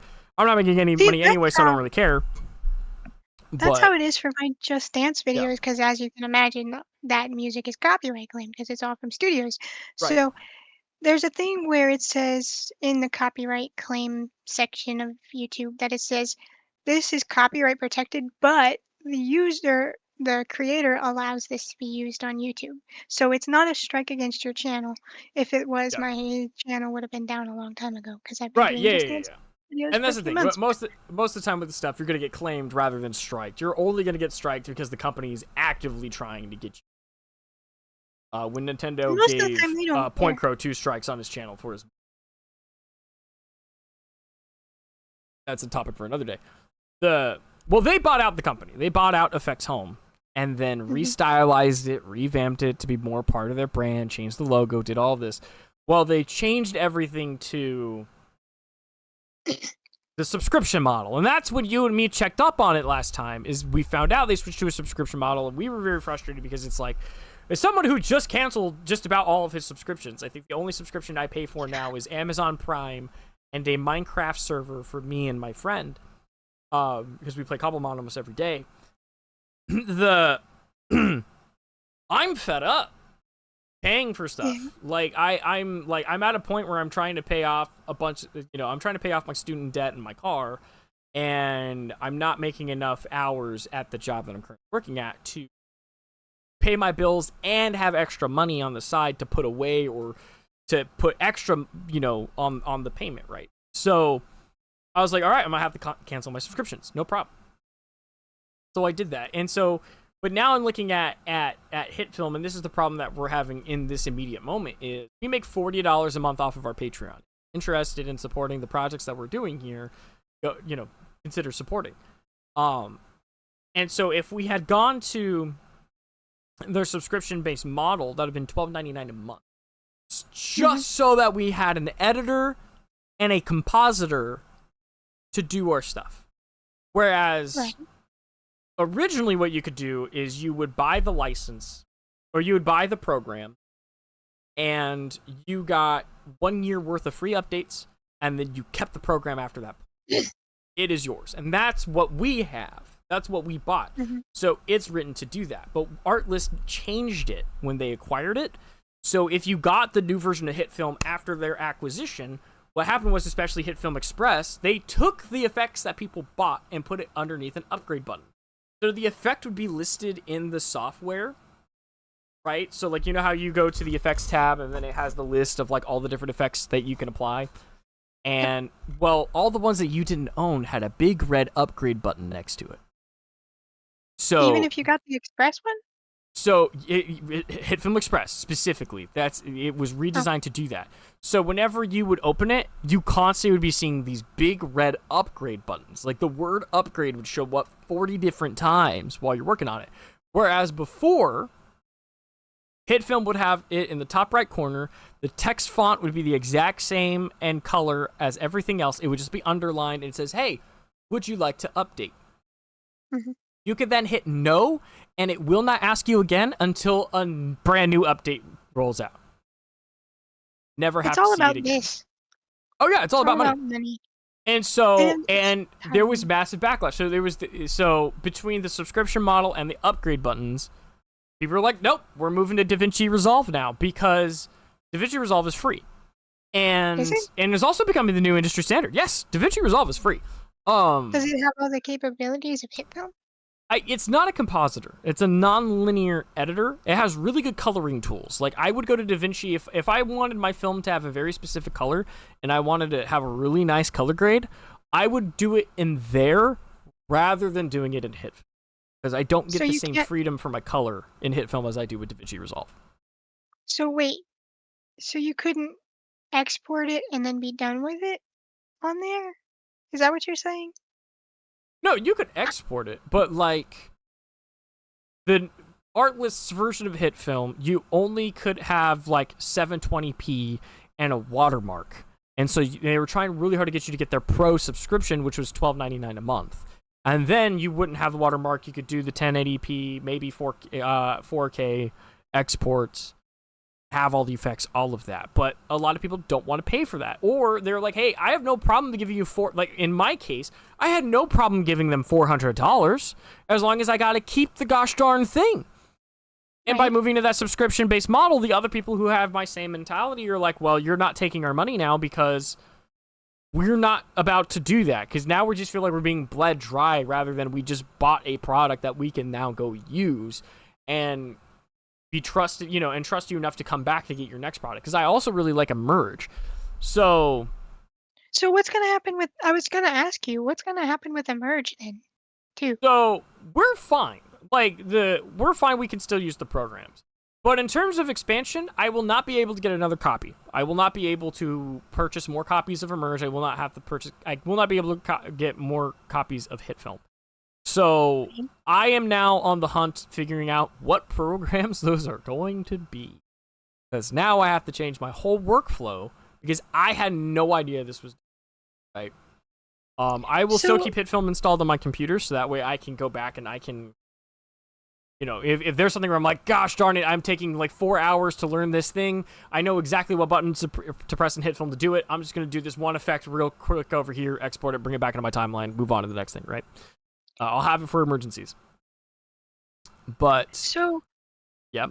so like how for your intros and stuff, because like I have all these things made where it's a transparency mainly, but it's video taglines like my introduction, my actual intro to my videos, and my little on this episode and my subscribe thing. Mhm. For some reason, when I try to transfer things like that into Shotcut, which is my original editor, before you were like, I let you use HitFilm, use HitFilm. It's so much better. Because like it took you like a couple months to talk me into actually using the HitFilm thing. Yeah. Because I was like so worried about the same issue, like how long is it going to take me to learn this program? And what Right, if yep. the files that I have don't transfer into this program like they did in this one? And that's where I'm worried. Are we going to have to redo all the assets we already previously made? Because they're not going to be able to be put in the video in this editor? I was thinking about that with Emerge 2. The thing that we won't be able to bring in is like our custom animated composite shots, right? Like when we're talking about, like, I have the, for example, with HitFilm, or I think Emerge, I have a whole filter dedicated to creating that kind of pencil drawn look on my movie posters, or trying to replicate that as much as possible. I will not be able to carry over any of those presets. But if I made like a logo, right? I made a logo of something, and it was multiple layers, and I know I'm going to be using that logo over and over and over again. Instead of saving the original project file of that logo, I'm just going to export that logo as a PNG in the highest quality that I can. And then now it's a PNG I can use anywhere. I can use it in HitFilm, I can use it in DaVinci, I could use it in Blender. Well, see, like Whatever. this is what I'm worried about because I have all of. Let me share my screen. I have all of these. Mm-hmm. Okay. if it can be seen. Why did I do? So I have all these like it'll come up in a second. But I have like coming up on today's video, and then I have Mhm. my actual intro, and they're all like transparent. Like these are transparent stuff. Oh, I like put you in already have them in the form of like AVIs, yes, like they're their already own video AVIs. clips. Yeah. Mhm. Okay. Yeah. So I think DaVinci, I think, should be able to take in an AVI, no problem. I don't see why it wouldn't. Well, Shotcut doesn't let me. Well, how old is Shotcut? Pretty old. It was one of the first things I started using when I started my channel. Yeah. So So, with modern stuff, and that's the thing. DaVinci Resolve is still brand new. It's getting updates. It's getting support. It's becoming the new industry standard. And what's great is that it's free. So I can tell you right now, when it comes to editing, I will definitely be moving to DaVinci Resolve. I'm gonna get through these. I'm gonna get through Toto 2, and then once Toto 2 is done, like the next videos will be with DaVinci. Because I have to learn it. There is no excuse now. I got to learn it. But a lot of your elements, if the element is done and you know you're going to use it again, just think about how you're going to use it, because it's always, it's different between per element. From what it sounds like, the ones you're using are already videos. They're already AVIs. So they're transparent by nature already. Yep. Perfect. You should be able to take that existing AVI and put it in DaVinci and use it, no problem. But if you wanted to go in and change the color, you are going to have to get creative on how you're going to do that. no, I'm not worried about the color because I got my purple, I got my blue. Yep. Really, Good. it's gonna stay that way. I don't want to rebrand again. But so okay, you bought HitFilm, right? Yep. We can't. So since the company shut down, are they still gonna go on the subscription thing with the new owners, or what? How's that gonna work? No, Are they it's gonna take gone. away You your can't even buy a subscription. You can't even buy the copy. It's gone. I tried signing into the website right before the stream, and all it allows me to do is delete my account. That's it. Hmm. That's it. It sucks because it's just like I was really excited when it came out. Like I've been using HitFilm since 2015, maybe before that, because it's like it started with. It was my student film after Revenge of the Trekkies. Revenge of the Trekkies was my first, like, I'm doing a project with visual effects that's on a deadline. I'm getting a grade for it. This is important. I have to do this. And I used a program called Rebuzz Light. It was a composition program that only dealt with lightsabers. It was just your lightsaber effects. It was god-awful, terrible. It sucked. It really did. It was garbage. Tell us how you really feel. And I tried doing the Adobe After Effects, but it was $20 a month, and I was in high school. I didn't have a job. I mowed lawns for my grandmother on the weekends, and it got to a point where I was like, "Oh my god, this sucks. I don't want this anymore." And then I had to pay a cancellation fee. Yeah, I think I had to pay like I had to pay like the rest of the months that I wasn't going to use, or something like that. And I was just like, "This is ridiculous." And it made me not want to go for Adobe. And even though it's like, I know Adobe has a lot of the tools. Like, right now when it comes to Toto 2, circling back, Hunter said something about AI, and I want to talk about this. There is an AI tool built into After Effects. Hold on. I'm not talking about generative AI. I'm not talking about replacing somebody's job in its entirety. I'm talking about here is a feature that uses AI's pattern recognition to do a task to make the job smoother and does not replace it. And that is rotoscoping. So basically there's a tool in After Effects where you brush around the subject of what you're trying to cut out frame by frame, and then the computer will try its best to just cut out that element frame by frame. You still shot it. It's still a costume somebody made. It's still the original performance. You're just cutting out the stuff that you don't want, which you were going to do anyway, but you're having the computer do it for you. That's kind of how they. I could kill to have that right now. Have you ever heard of Ruby, like the RWBY? Yes. Ruby? You and me have watched a couple episodes. Alexio keeps trying to get me to watch it. Yeah. You watched a few episodes with me, but that's how they did Ruby. Was they'd make a shot, they'd make a pose of a character, and then they'd make a secondary pose, and then the computer itself would fill in the in-between shots to make it easier on the creators. So it's kind of like that. Is what you're saying? It already does that with rotoscoping. Like, I was able to do, like, on my passes, I would go, if not a lot of movement is happening, I'll skip every 5 frames, but if it's like a quick action is happening, it's every other frame. So I'm essentially, I animate on 5s or 2s. I probably shouldn't do 5s, I should only do 2s. But That's lazy. The point being, that's already built. Oh, the AI actually goes in and calculates and figures out where the subject is, and for the most part, and then you go in and you have to correct it sometimes because it's wrong. You know, it's not right all the time, but it's right. Instead of you doing 100% of the work, it's now doing, I would argue, 70% of the work, and then your 30% is just going in and fixing the areas where it missed. So it still needs that human correction, and you're still doing the job, but it makes it easier. Had I had that, Totodile Hunter 2 might be done already. Just because rotoscoping is literally the bane of my existence. I tried to do it for like a half hour, and I was like, this.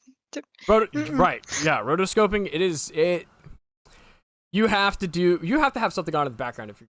I personally have I've been listening to the Corridor Cruise podcast, and it's really fun listening to them because they'll go on tirades just like how we just did. That was part of the reason why I wanted to do the podcast part, was I felt like, I mean, again, for the last 2 months I have been on the same shot doing the same task, and so I've made a lot of progress in said task, but it's like if any of you professional rotoscope artists out there, please leave comments with tips and tricks. That would be like, I'm sure there's like some trick I'm missing where I'm like, man, I would be done by now if I knew what It's not like I've never rotoscoped before. It's literally just like, this shot is such a long shot, and I don't understand how things get moved around. Like, I'm constantly fighting this shot, and it just sucks, and I hate it. But at the same you time, managed to get through it. Hmm? You managed to get through Totodile 1. So Totodile 1, I didn't have to do a lot of rotoscoping. Everything was in front of a green screen. So, like, everything was just, all of the shots are pretty much the same. One of the things that you're going to see in Totodile 2 versus Toto 1 is all of the shots in Toto 2. There's not a lot of me a lot of me interacting in the background. So, so in Toto 1 and Toto 2, there's a catching scene. Toto 1, I caught a Torterra. 2, I attempt to catch a Tyranitar. uh-oh. In Totodile 1, I go off screen to the right.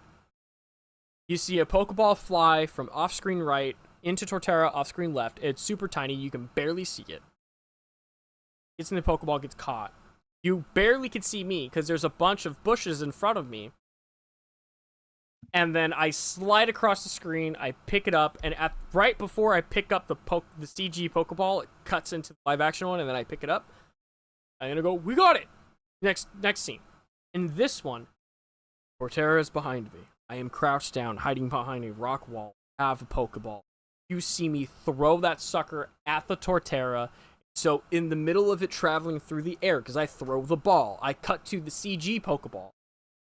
And then it is what hits it, takes over, does the animation, and then Torterra is going to break out of the Pokeball, and then that's when me and the cameraman start panicking, and the camera starts shaking, and we start booking it.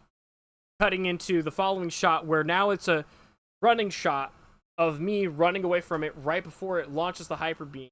Camera whip pans into a full CG shot of the Hyper Beam hitting near the truck, causing an explosion, cuts to me getting into the van, and then you see and then it's blue screen, so then you see that Tyranitar charging up for another shot, and then the backgrounds start to move because now we're driving away from the scene. So there's a lot more going on than what was with the first one. You know, and it continues that trend. It continues that trend, and I'm doing a lot of new techniques, like the following scene is Bellsprout. Then now we're going to be doing scanning myself in as a 3D model and learning ragdoll effects, which I've never done. Okay, because something's gonna happen with me and the Bellsprout. And then there's another scene where I have to CG capture Robbie in his costume because he plays a character. I'm not going to go into detail what that is, but he is, spoiler alert, is going to get crushed by a black hole. So I have to have a CG version of him. I know. It's Sword Art Hunter 2 is very ambitious, but I was like, what could make this first one better? So I watched the first one. I was like, what can I do better? And part of it was I want more dynamic shot. I want more. Right. That's why it's like Gengar was a lot of fun because it's actually in the street at night. Like we shot it at night, planned it out, and I was like, how do I make Gengar look like he's a ghost from Ghostbusters? And so I broke down Muncher from Ghostbusters Afterlife. I broke down Slimer from the original. And I was like, okay, well, how do they do it? What does it look like? How do we go about this? What shaders do I need to learn? And then using a lot of honestly, most of the work was on the compositing end. I had to take the CG render, which looked god awful, and then turn it into what is now the scene, and it looks really cool, and I'm super excited for it. So there's a lot more shooting at location mixed in with green screen, and it's just every shot's gonna, and so. But I'm also trying to make the Pokemon look realistic. So, like, I have Tyranitar, whose body is a rock-hard shell, literal rock. I literally was able to take the granite texture I used on the rock that he carved into, the mountain. I was able to apply it and blend it with his original texture, and so he has that marble granite feel and look to him, but it's still his shade of green, and so it looks pretty gnarly. I'm learning stuff as we go through, but I'm learning what I should have done was done these effects as what if videos. Like, I should have done a BTS video of me going, we're going to go figure this out, and make it more like a vlog of figuring out how to do the effect. So that way I knew what to do when I went into the movie, because then, A, we'd have more content, but B, also, wouldn't be so held up because I'm trying, because this is the first time I'm doing these things versus the other one. Which is also kind of why I'm like, with the gaming channel, it's like, oh, this would be a really good way to test certain... I could make a movie based off of something that's very similar to the actual movie I want. And not only can I go, all right, well, let's do the tutorials, or not the tutorials, but the experiments on the BTS channel on how to do those. Then make the story time video for the gaming channel, where you basically are watching a Star Wars movie, an X-Men movie, a Pokemon movie, and then then I know how to apply those effects onto a production level, so that way when I do go make the film, I know exactly what I'm doing. That's the goal there. Right. Sounds pretty ambitious. Yeah, that's kind of the thing I do, isn't it? Yeah, you definitely don't go 10%. You're like 100 or nothing, and then you're always like, well, now I'm stuck, and it's like, well, it's like, oh, you kind of hit the gas pedal and you're gone. This system is holding me back. Yeah, no, it's so, yeah, it's. So now I'm just at a point where I'm like, well, crap, now what do I do in terms of visual effects? So I know Blender has a compositing tab. You can technically do everything and make an entire movie in Blender. Yeah. I thought it was just the animation. No. You can do 3D animation. You can do modeling. You can do environments. You can also kind of edit in there as well. You can compositing in there, but it's a very different workflow from what I'm used to. HitFilm is very much a combination of After Effects and Premiere. And it's very user friendly. Like, I thought it would take me forever to get into learning how to do it, but I was just like, once he was like, okay, I gave you permission to use this, you have the information to use it, go use it. I'm like, I feel bad. I didn't ask for this program. And it's like, I know you didn't go use it. So. Was that like, I knew I didn't have like the money to pay thing on our channel. I was like, I'm like, sorry, I just spilled Mountain Dew all over my shirt. Oh. Mouth.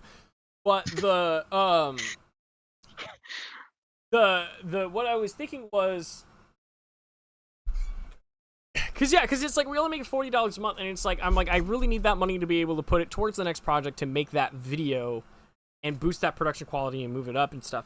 But the other part of me was like I knew that you also have your own channel, you have your own time, and so I was like, well, if I could get her a program that she could use whenever she wants for her channel, whatever, boosts her channel even more because now she has an extra tool to use. Because I'm really grateful for the fact that you were helping me out. But at the same time, if you got in a position, if you got into a position where it was like, man, I'm editing this video, but I got to go work on my own stuff, or something's going on my end, I just can't finish it. It's like, okay, cool. Send me your project file, send me the elements that you used, and then I can take it from there. Because once you email me the project file, everything is how you left it on my end, and then I can go in and take it farther. Right, I can make changes to it, I can add to it, I can subtract from it, whatever I need to do to finish that video to get it out on time. But I could take it off of your plate at a moment's notice. And that was the whole point of being able to use the same program. It was the same thing with Sky, because he was editing videos at one point. And it was at any point you guys could have reached out to me and go, hey, I need this off my plate. Cool, I'll take it, I'll finish it. But then I kind of took it and went with it. And it got to the point where he was asking, hey, when's the next batch of videos? Not knowing that I had like a month's worth of videos ready in advance while keeping up with my own channel and my own TikTok. Yeah. It was a lot. It got to be a lot. I was like, we needed, I should have, at some point I should have made like a production spreadsheet where it's like when you were done with something, you could at least update the chart, and then before I'd even call you, I could go look at the chart and be like, oh damn, and then because there was we have no way of keeping track of what we're doing. And so that's a whole thing.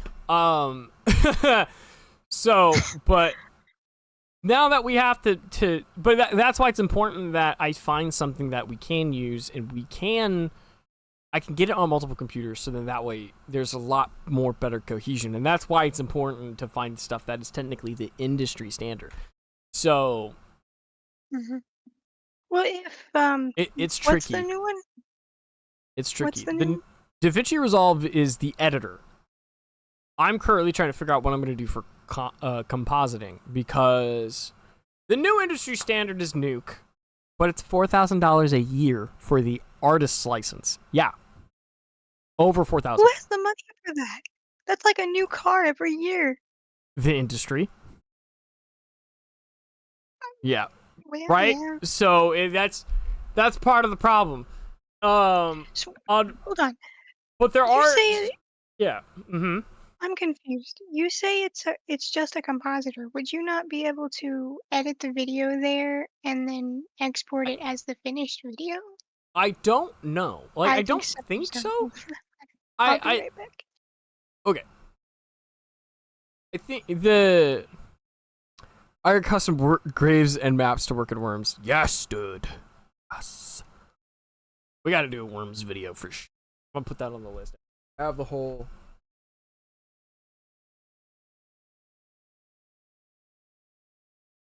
Development.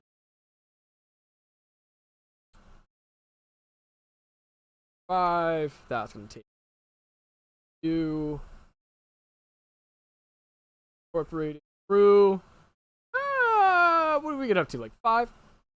Starting budget $0 because we all have the game now. Effects. No. Event.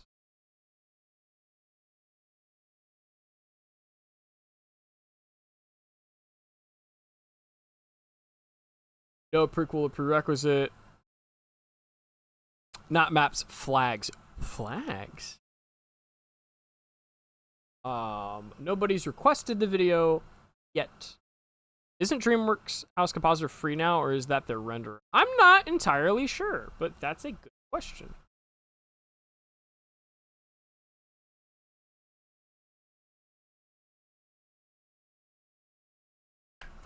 I'm not entirely sure. I gotta do research on that. And I think maybe that's what I'm gonna do while I'm at my parents' house. Is because I can't really work on the film Tuesday night.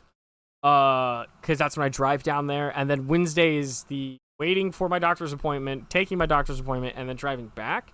So I think I'll charge up my iPad, I'll charge up my laptop, and I will maybe do some research on those 2 days to figure out what I'm gonna do with that.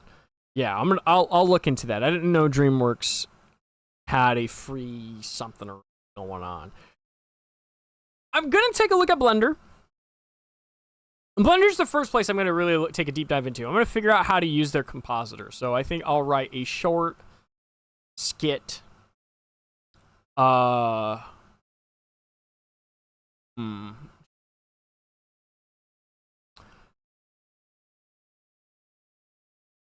It's a challenge. I'll write like a Film Riot type script, and then just a short sketch with one composite shot or around one effect, and then try to composite it in Blender, and then I'll edit it in DaVinci, because I know for sure we'll use DaVinci as the editor, because everyone's going to that, and so that's kind of that's where that is, and I think it's the effects that I'm like really worried about. Because I want to teach people how to do effects, because that's our main bottleneck, is when we're making a film, we're in post-production, I'm the only one that can do visual effects, or not that I shouldn't say can do, but I'm the only one with that knowledge.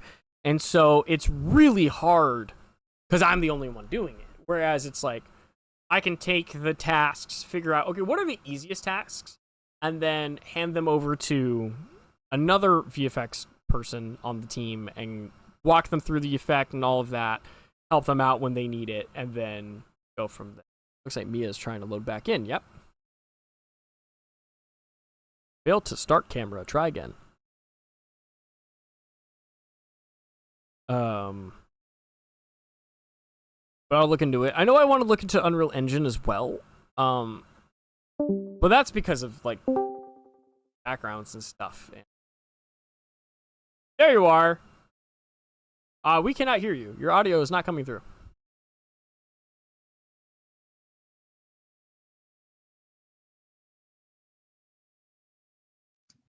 Hello? There you are. Sorry. Technical difficulty. Does anybody mind if I eat dinner while we talk? Yeah, go. Yeah, so definitely I'm thinking...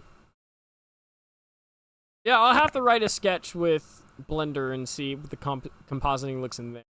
Most of the editing stuff I could do in DaVinci. I'm not really worried about that. Like, the gaming channel will be fine. The BTS channel, for the most part, will be fine. But, like, yeah, not having the ability to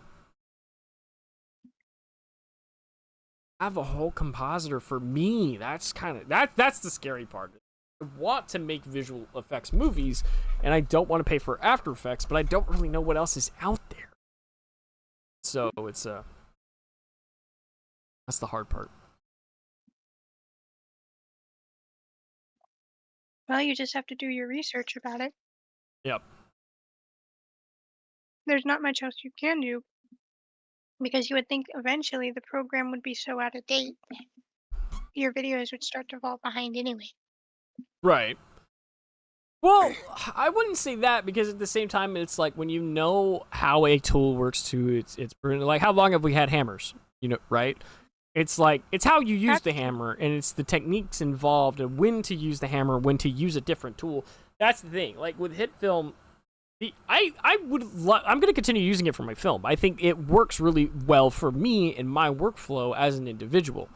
But now that I want to expand my team, I have to change to something else. And so right now, as an individual, this is a good time for me to go do that and learn these different programs and techniques.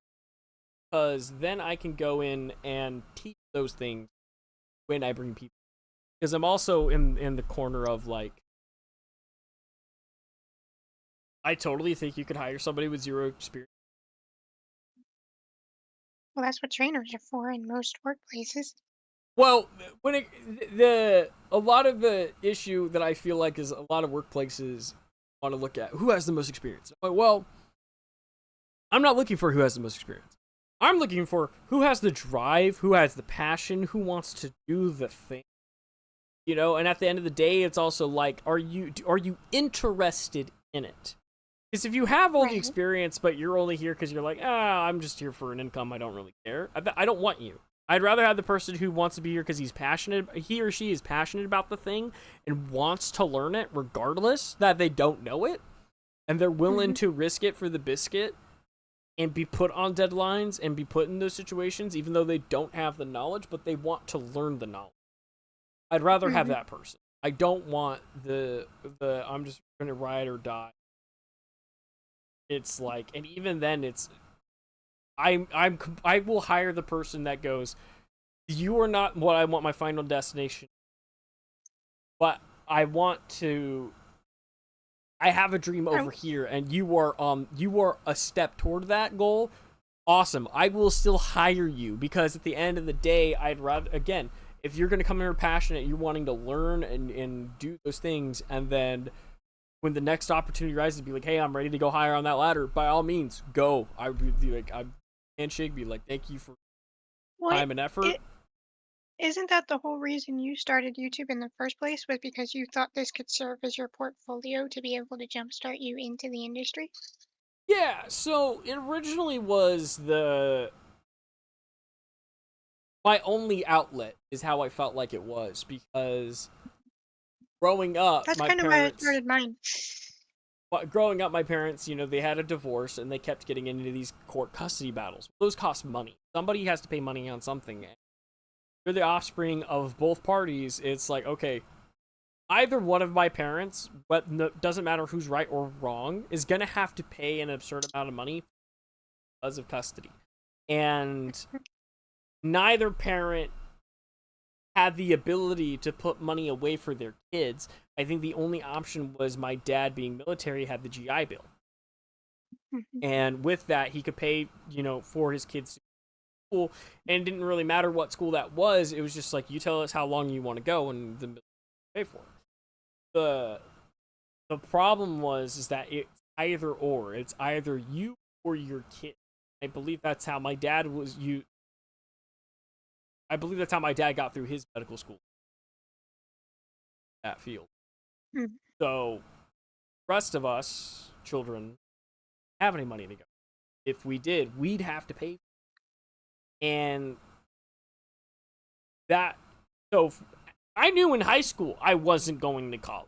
Like, I want to pursue film, but when it's $79,000 a semester I was like, no, I'm not going to do.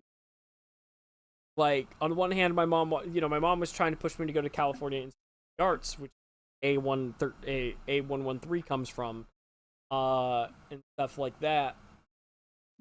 And that's where a lot of the Pixar animators came from. My dad was pushing for Full Sail University because he was in Florida, and that's where he was living. And so then, like, okay, I could go live with him and commute to the college, or I could get a dorm there and then see my dad on the weekends or something. Which I also was like, no one has the money to go through this. I'm going to be in so much debt. I'll never pay it off. Like, there's a good chance that this isn't going to work. I understand that luck plays a big factor in breaking it. And I am not the luckiest person in the world. So I was like, I don't think that would be a play on my behalf. And I also think college is a huge scam. So it's like, there's all of these things were like, college is not an option for not doing. So I'll do YouTube. Because at the end of the day, with YouTube, it's like, it doesn't matter where the corporations think I'm doing great. Regular people get to decide, right? People who want to watch the film, get into this, they're the ones who humanity gets to pick, right? Not corporations. Let's face it, they're lizards. The whole point. So it was my only outlet. It was like, I want to make a film. I have to show it to somebody. This is because even then, I probably would be doing the same thing if I was going to college. All my student films would end up on YouTube. Hell, I mean, most of my films from high school ended up on YouTube. So I watched a lot of them. Yeah, and so it's a whole thing. Now, I'm at a point where it's like, I'm going to continue trying to do the YouTube as my second job, and I'm going to do that all the way up until I can pay off. The hope is that if we if we can make $1,500 a month, or I'm not even 15, if we can make $1,000 a month off of, and I can pay off all my debt job, right? So just live off of YouTube, take my day job, and just shove all like $800 a month toward whatever the lowest debt is until I have all my debt paid off. Yeah. I'll quit work and do this full 110. But if I somehow pay off all of my debt and YouTube hasn't made $1,000 a month, I'll continue doing it as a hobby. And I'll devote like an hour a day to it because I want to, as a way of staying disciplined and staying, committed. Sure. But I think at that point it's like, okay, well now I can go into debt. Now that I don't have any debt, I'm willing to maybe like, let's try because it's also not like I don't apply to jobs every. I go on Google, remote position, apply to them, and I have a chart where I keep track of exactly what programs they want, how many years of experience, what level of college degree, all of that. So I'm storing all of that information because once I get to that point where I'm like, okay, I'm thinking about going back to school, because now financial aid will actually be more willing to help me because I'm above the age of 25, and so they view that my parents are going to help me. That was a big issue with going to IT school. They're like, well, we need your parents' income. And I'm like, well, I don't live with them. They don't send me money. Outside, I mean, my dad does donate to the Patreon. Half of the budget is straight from him. $1 a month. But my mom doesn't give me any kind of money to survive or anything like that. I do it all on my own next to, my grandmother who I live with. She's the one who's really honestly not sane. And Your grandma's a sweetheart. Oh, she's great. The whole I won't have that. They don't assume that they're going to help me with it. So, because I'm 25, I'm no longer a dependent. That's what it is. You are technically considered a dependent. I think you. Or technically no. 18 is the cutoff when it comes to taxes. But like as of like holding somebody accountable for money, they're like, if below the age of 25, we're kind of more, yeah, we're going to be looking at you, but we're going to be looking at your parents' education. So now at that point, I'll be like, okay, well, I'll have this, so let's go to school for these things and have a realistic way of paying it off. I don't want to get into it. Again, adamant that's going to be the into, although I'm sure something's going to happen to the car, not through cross that bridge room. Yeah. At that point, that's when I'm going to be like, okay, let's try to get into in that way, and then take the time. If that somehow doesn't work, hobby shop. You've been talking about that for a while. Yeah, well, that's my that's my. I shouldn't say backup plan, but that's my like kind of go-to for like, okay, yeah, YouTube's working out and it's doing great. At some point, I'm gonna want to move on from YouTube or like at least kind of like oversee it. Like if I'm gonna make I'll always have a video I'll want to make. There's always like I'm looking at my chart right now. I have 95 different videos and series that I want to make. Holy crap! Correction, 94 because the slot 1 is dedicated to the banner of the chart, so yeah. But I have 94 different video ideas and series and stream essays, so I'll never not have a YouTube idea I want to do. But at some point, it's like I also want as I hire people, they're gonna have ideas. My VFX artists are gonna have videos that they're gonna. My cameraman's gonna have a film he's gonna want to make. There will never, ever not be an idea or a project that will be added to the pipeline. There won't be. The challenge will always be which one do we do, because we have all of these options. Right? So that's the but yeah, I'd like to have a hobby shop. Mainly because it's like part of it is I understand as society as a whole, like there's there's things that I want. If I can get to the point where, like, okay, I'm sitting on my laurels, I have a good pile of cash, I don't have to worry about putting a roof over my head anymore. I don't have to worry about supporting my family. That income's coming in because I've put down the groundwork for that. What do I do at that point, right? Because I don't want to get to the point where I'm making so much money and it's like, oh yeah, I could buy a Lamborghini. And it's like, okay, but I don't need a Lamborghini. I don't care for a Lamborghini. I don't want that. So now what do I use my money for?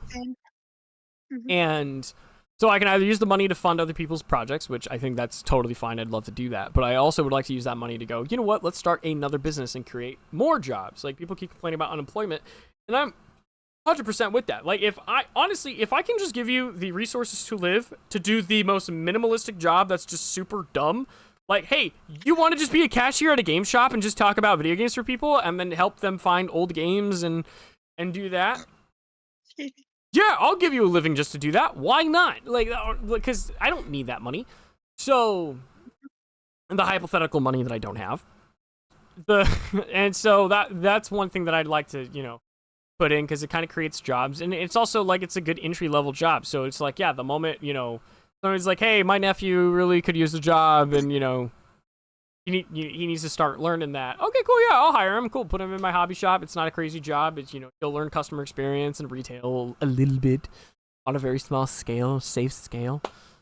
And so that's one way to go about it. I know another part of me kind of wants to do like start a private school for media arts. Like, I think having and essentially like the X-Mansion from X-Men, but it's like the classes are tailored more towards learning, costume making and 3D modeling and film and music and photography, studio art, like all of that stuff. Because it's those are the people that I'm like, I really want you to learn these skills. I would like to have some kind of private school, because you also, there's like because me and my mom have talked about it, because on one hand, it's like, I very much feel like the public education system doesn't help kids anyway, and it just turns you into a factory worker with the standards that they have. And so I'm realizing, I'm like, the reason for that is these schools need funding, and the government's like, we'll give you funding, but you have to teach them. We want you to teach them. And then it's like, no, I don't want to do that. So if I could start my own school where I have a lot less of those, because obviously there still has to be like a set standard. Like, okay, well, if you have to get your, a high school diploma for this, okay, cool, I'll learn that. But I think that would be another thing that I'd be like, yeah, if I ever reach that threshold of like, well, I know exactly how much money I need to survive. I don't need more than that. What do I do with this extra? Okay, cool, let's spend it and do this, right? I'd like to be able to create some centers around, like, I'd like to create like free arcades, which would be really nice. Like, I would like to create somewhere for the youth to go. There's nowhere for them to go without spending money, and they don't have jobs. And now they're coming terrorizing my store, causing a ruckus, and it's just like, well, what if they had a designated area that they were allowed to go to free of contempt? Because it's like, you can't have teenagers go to the park without some grandma going, wow, the teenagers at the park, what malicious activities are they doing? And it's just like, for my throws me off. point of the teenagers going to parks, who cares? As long as they're not destroying their equipment or doing illegal activities at the park, let them have fun. Or like, just chilling, hanging out, having soda, pizza. Let them. That's a place where you can loiter. That's a legal loitering location. Let them do that. Yeah, exactly. And they're not bothering anybody. They're being an idiot at the park. So what? That's what parks are for. Like, I want to get into game design. That's another one. Excuse me. That's another business venture. I want to make a video game company, because I want to make video games that these companies just won't make. Like, I have let them go skate. Exactly, let them go skate. Like, let them go to the skate park and skate. Why are we mad at them for skating at a skate park? Because that's what it's designed to do. Part of that is also just like, social rebranding. Like, I think, when people talk about certain stuff, especially like I have that problem with the old gen a lot. Like, I'm like, hey, hold on a second. Yes, I understand this is the world we live in, but it shouldn't be that way, so we should strive for this. Let's stop accepting that the way things are the way they are and act like we can't change it. So I do want to try to enact those changes, but I don't. To that point, they sit there and say, like, why are these teenagers at the park? They're too old for that. Or why are they here? And it's like, if they're not there, you're upset because they're inside playing video games. Like, what's with, Right. like, either you want them to go outside and touch grass or you want them inside out of your sight. Because goodness forbid they act like teenagers. Oh, and then William just said they also can't go anywhere without a car, so having close by would help encourage social activity. Yeah, exactly. And that's kind of what I want to do. Like I'm keeping in mind, like, especially because I do like this town. This town's great. I just feel like there's not enough things going on in it. Like I had that whole issue with the GameCube, with the with that one business with Gamer Life here in town, and I'm like, there's really nowhere else in town. Like I have to go out of town for that particular service because I'm not happy with how I was treated over here. And then on top of that, I didn't like the card board game shop that we have in town either with how they've treated me because of over Star Wars Legion. So I'm just like, I need to have some kind of alternative to create that competition so that way these other two people can get their act together and make better businesses. So I have the not to toot my, I feel like it's tooting my horn or like stroking my ego, but it's like I feel like I have that entrepreneur mindset. Like it's like I know things can be better. I know there's a better way to do it. So I'm no problem dropping the old way of doing it to learn the new way of doing it because the new way of doing it will be better. Let's try it. Or like, you know, at the same time, it's like I've also seen Jurassic Park. Like I know that there's issues where it's like, okay, yeah, we can, doesn't mean we should. And that's kind of, and that's how I feel like about pricing. Yeah, you could charge almost $500 for a handheld that actually isn't as powerful as the other handheld on the market that's cheaper. Or you could spend $80 on a digital game that's literally only ones and zeros. Or you should keep it at $59.99 like we have over the last 2 decades because that's the right thing to do. And that's, you know, but anyway, that's we're gonna get a whole. I feel like that's what iPhone does. Oh, here's this new phone you gotta buy every year, but the only thing about it, we basically change is the camera.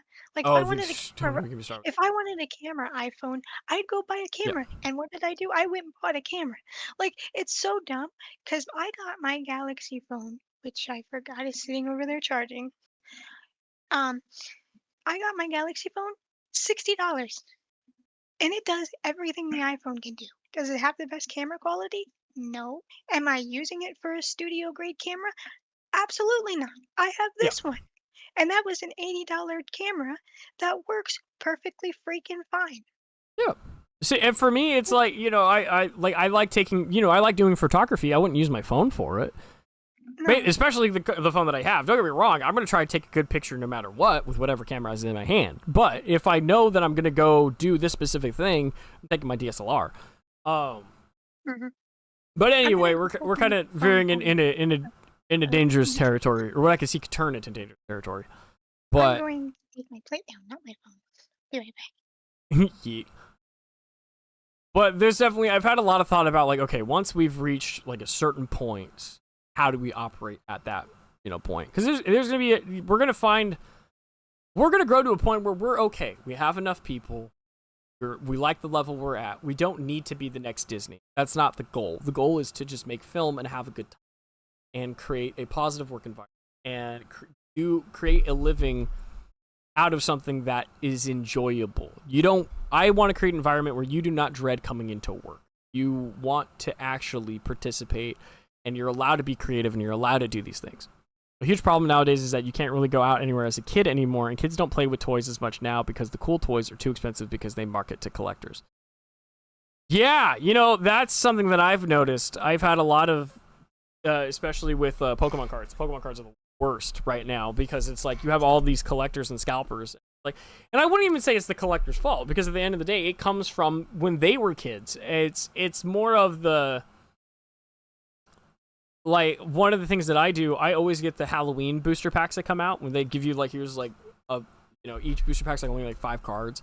Like, $15. They're not, like, the best cards in the world. They're the Halloween cards. And I pass them out like candy on Halloween. And, you know, and I still have some for over the last several years because we just don't get enough kids on the street. But, and then toys dropped in quality as well. is like half and half. On one hand, it's like, I agree. I think that people who have had a seat at the table for far too long, their quality has dropped. But when you look at some of the people who go, no, you know what? We can compete. There's the people who created basically a lightsaber. DJ bought it, and I'm so jealous and it actually has the function where when you hit the button, it extends on its own. You can hit the button again, it retracts on, and it lights up, and it does all of the things. It is a little bit more expensive than the cheaper sabers that Disney is pushing, or I should say Hasbro. But that's one of the ones where I'm just like, dude, what are we doing? Why are we making Kenner style action figures? The default Star Wars toys in the mid 2000s have great articulation. Oh, I see. Where we're kind of catering to the old style. Yeah, it's a lot of it. I feel like it's based off of nostalgia. It's not so much where it's like, oh, hey, all of you adults who grew up with the original Star Wars, or all of you nerds who prefer the original Star Wars Kenner stuff. Da da da da da. Not realizing that like a lot of the merchandise like had to be like really fast and really quickly because nobody thought it was going to do anything, so they didn't make enough toys. Damn, this is going. Wow, 2 hours and 34 minutes of just talking. What? Hey, we're enjoying the topics we're talking about. Oh, absolutely. But I agree. I feel like there's not like enough places for kids, and that's part of the reason. Like one of the things that I'm having with this hobby shop is I want a designated couch, coffee table, and TV set up with, and I'll swap out the old consoles like week by week or month by month, however I want to let these kids play a lot of the older games. Because I have the same. So going back to like making video games, and I'm gonna try to steer the conversation to like future projects. I'm fed up with modern video games. Honestly, I think the only modern video game I really like left is Minecraft. That's not exactly a modern game anymore. No, it isn't, but they keep updating it. They keep, support for it. They keep going forward with it. But it's like it's still $30. It is still $30. It has stayed at that price the entire time. And one of the things that I still do like about it is that they're also very active. Like, yes, the community can make content too. And sure, a lot of community content can be bought, which a percentage goes back to Mojang, but that community is still making money, a portion from the stuff that they're making on top of the free community side on Java. But I just feel like these games are made to milk you, and especially like with kids games, like the whole thing with Roblox right now, I'm just like, the whole point is to just milk the time and money out of these kids. Whereas games that we grew up with, you bought it once, it was done. And then it was up to you how much you wanted to play that game. And if they wanted to make a good game, if they wanted to make money, they had to make a good game to do it. Right. Where now My it's brother like, and I were just talking about that recently. indentured servitude. Like the last time I played on my Xbox One, was for the Star Wars Fortnite event. The moment that ended, I haven't touched the Xbox since. I've had to brush off dust off of these controllers because I haven't touched them in a couple months. Instead, I've been playing the fucking GameCube. I beat my childhood high score on Pokemon Pinball on the Game Boy Advance. Like, that's what I did recently. Like, I literally haven't touched that. I haven't touched my Switch since I got back from Japan. It's not even plugged into the dock. My Switch is dead. I keep my Switch plugged into the dock. You can see us in the screen. You got new Joy-Cons? Yeah. Nice. Which Joy-Cons are those? I think they're knockoffs, but they're dragon. The design is a Okay. dragon. Well, I wouldn't call them knockoffs. Third party is the correct term. Well, I had it on my lap because I set it down to do something on my desk, and it slid off my lap, landed right smack on the corner, and busted the pink Joy-Con. So I had to get another one. Aww. I was so upset. I'm like, the one time I set the thing on my lap, it breaks. But it was just the Joy-Con itself. It wasn't the actual sliders. But this is about the only console outside of PC I use. And to be completely honest with you, hey, you can see my camera. Yep. Ha! There's my camera.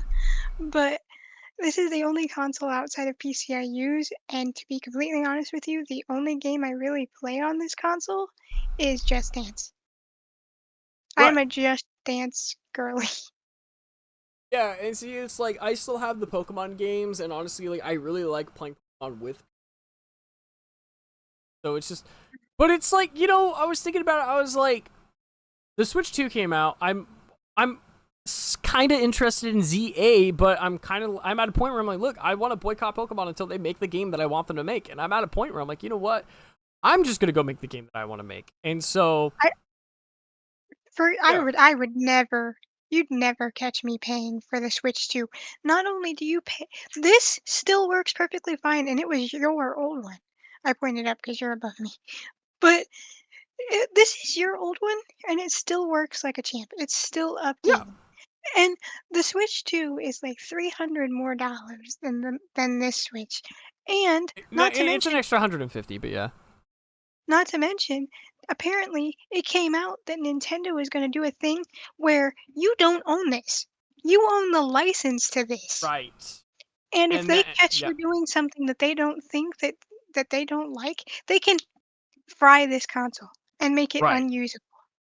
And that is bullcrap to me. Like I agree. absolute BS.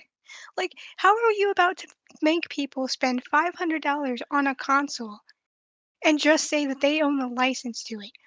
What brain dead moron came up with that idea? Yeah, And then well, on top of that, yeah. you have to pay $70 a pop for games. Yep. No, exactly. And that's kind of the part It's where I'm at ignorant. is I don't want to pay all of that money. I'd like to be able to pay like honestly $30 a max. I don't even want to pay $60. Like it's just because $60 is a lot right now. $60 is a lot for me to spend on anything. Like and that's half of my bar check if I'm lucky to get on the schedule. So it's like I'm not gonna do that.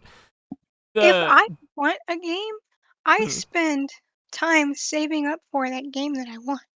Right. And like with games getting more and more expensive, unless you catch them on a big sale, you're kind of in trouble with that. Right, and It- Nintendo games never go on sale. They do not go on sale. exactly. Instead, they raise the Well, prices. Because, like, I don't know if you know this, the original Switch, they raised the price. It is now of this, $350, yes. why? I know! Why? Make that make sense. And it's just like, so I have a interest, I have an itch that I want to scratch. Making video games. And I have a number of them lined up. I want to make a fun kart racer because I love Mario Kart. I love Sonic Racing Transformed. That is so much fun to me. I would love to make one and pretty much and just go to my friends and be like, "Hey, what do you want in the game?" Boom. I will just go program it in because I don't even care if it's a game-breaking mechanic or whatever. I just want to have fun. And so and I've already been thinking about what a Pokemon game would look like, and that's the video that'll be after Toto 2, is I will be breaking You down would what get I your would like butt to see. chewed to oblivion if you tried. Hold on. Well, here's the thing. Here's what Nintendo doesn't own, okay? You don't gotta own go the to the concept of GameStop. catching monsters.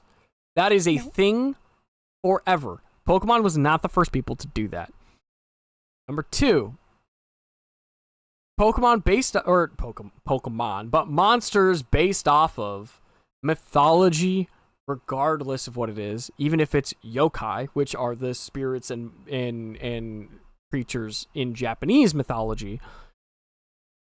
You also don't own the rights to. They're part of mythology and culture. Can't copyright a culture.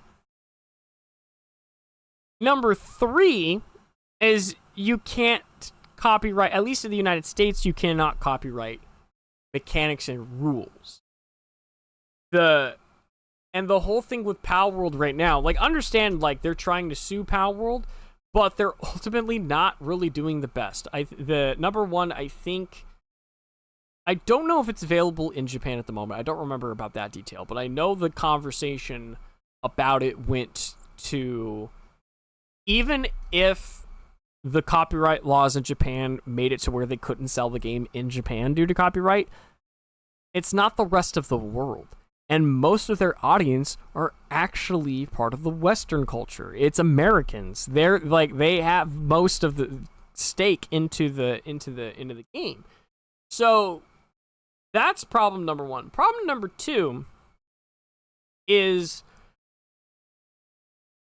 the reason Nintendo is suing them, and I don't think it's going to work because they've changed the wording of the patents that they made after the fact, by the way, after the game was released, is when they decided to go get the patent and then sue them over the patent. I don't understand how that holds up in Japanese court at all. Not that that's like a critique or anything. Like, I don't know. I think somebody overlooked something. Like, I think somebody is like, yeah, my common sense tells me probably no, but because of the wording of how this is, I kind of have to do it this way. Like, I think it's just one of those kind of situations. But I know in the United States, I could not visually go after them. Like, there'd be a point where it's like, my biggest problem with Pokemon is that it dumps down to they don't put enough in their games to do. I want to do things. I want to live with my Pokemon.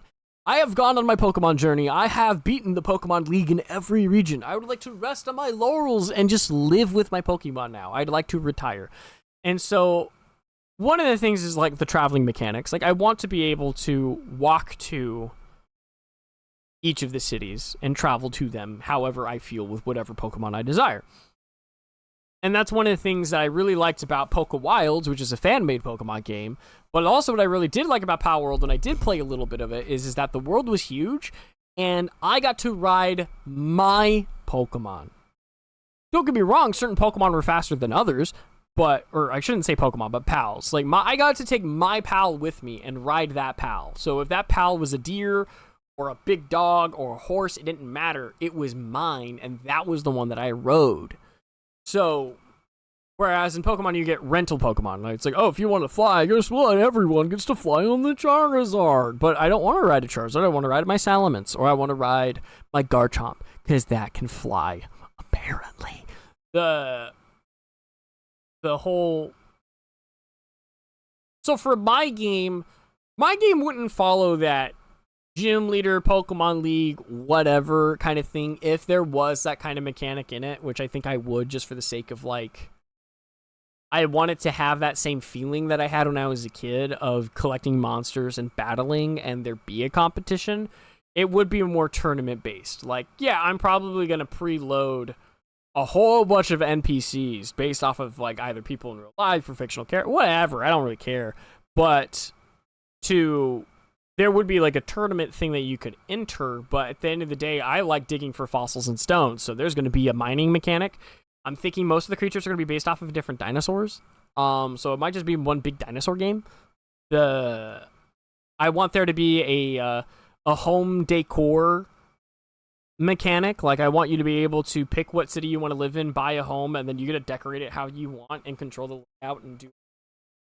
And then when you connect to other players to trade or do co-op, that information gets copied and saved onto their end so they can actually go visit your house that you paid for and then do that. I don't know what to do in terms of, like, oh, what if somebody bought a house in the exact same location? I need to figure out how to go about that, but I think that would be really fun.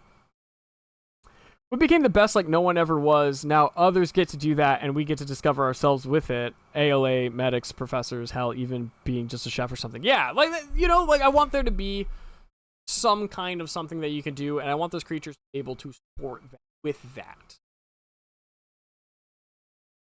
And I want it to be pixelated. I want it to be very Octopath Traveler when it comes to visuals. Like, I want to have a fun time with it. I'm still debating.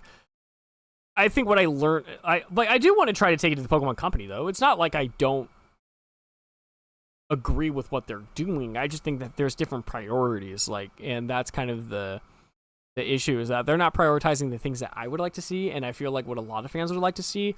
So for me, I'm sitting here, I'm like, I would like to go up to them, at least a demo, and go like, this is what I'm thinking. I think we should really focus on this aspect right here. Because but I just want more video games that are just like, they're fun, they're one and done. You know, you maybe, you know, we'll support them with bug fixes and stuff, and maybe bring in new content on certain projects that we're still passionate about. But I think in terms of, but there are other games where I'm like, I just want to do this because it just sounds funny as hell, and that's just the kart racer. I want to do like, what if you brought the chaos of random items of Mario Kart and combined that with like Skate 3? I want to see what that looks like. I want to make a platformer, a puzzle platformer, very akin to Lego Star Wars. I want to make a shooter. I would like to make a first and third person shooter that takes direct inspiration from the original Star Wars Battlefronts. Like, I would really like to, I just want to try it because companies are not making the games I want them to make. And so I'm just, it's super frustrating, and I want to just, and so there is an itch I want to scratch. But at the end of the day, I'm a filmmaker first. I gotta do those. Well, you don't have to. I mean, if you're your own boss, you can do whatever you want in the moment. It's Right, just yeah, if it pans out or not. Right, but when I have 95 different, that's where the discipline comes in. That's where it's like you have to pick your battles. Which ones are you gonna do? Which ones are like, oh, okay, maybe this one's like a little too. Maybe my ADHD is taking over just a little bit too much. But that's why I like the system that I have, where it's like I'll do the 5 sequels and then I'll do the 2 other ones that I want to do, because all it is just, hey, let's look at the numbers and see what people want. So like with the Pokemon one, with Totodile Hunter 1, it was, oh, what is it about this that people want to watch? And that informs what the sequel. Like, oh, okay, I could do a direct sequel like Toto 2, or let's say if Toto 2 pops off, okay, yeah, I'll start writing a Toto 3, but for my experimental video, let me start doing this Pokemon one. Or this Pokemon Coliseum thing, because I really want to do that. And then, okay, well, let's see if that video performs well. Oh, okay, if both of those performed really well, is it the live action Pokemon aspect? What are those things? And a lot of it's self-critique, but it helps me figure out what to do next, because even then it's like, yeah, I'd like to do these video game stuff and it's on the list, but that's where this Pokemon essay is going to come in, because at the end of the Pokemon essay I'm going to talk about, here's how it could look as a video game, here's how it could look as a tabletop RPG, and then I'll leave it to the comments to be like, what do you guys think? Well, if the video doesn't perform very well, that means people don't really care. So at that point it's like, all right, I won't really worry about those aren't going to get done. Sure, I still want to do them, but it's not your priority. Said my piece. It didn't really click with anybody. Okay, cool. We'll move on. Maybe again in the future. I don't really care if my videos don't click with anybody. Mm-hmm. Mainly because, like, just recently, I've been, like I said, playing a lot of COD with my brother. Well, my brother left, and I was like, you know what? I'm bored. I'm just gonna do some aim training. And I just happened to record the aim training session because I wanted to see what I need to work on, and tracking is definitely one of them. I'm good at popping heads, but I'm not good at following and going through with it. But Okay. I was like, you know what? I have the recording. I like the recording I did. This is picture of my progress. I'm just gonna throw it up on YouTube, and if people like it, they do. If they don't, oh well. I wanted to post it because I wanted to post it. It's more for me than anybody else. And I feel like you have to balance like both doing what you want because you want to do it and the opinions of others, because I think sometimes creators get too caught up on the opinions of their audience, and that's partly why burnout happens or why people get discouraged from YouTube, because at the end of the day, you're never going to please everybody. So trying to Yeah. please everyone is just going to leave you feeling like you're not enough. Right. And Yeah. so it's got to be a balance of, I'm going to post this because I want to and I think it's cool. And here's a video just because I know people will like it. Right. There's got to be some give and take there. And like, it is your channel. It's about you. That's the whole Hmm. reason YouTube is called YouTube, is because it was supposed to be about the people making the channels.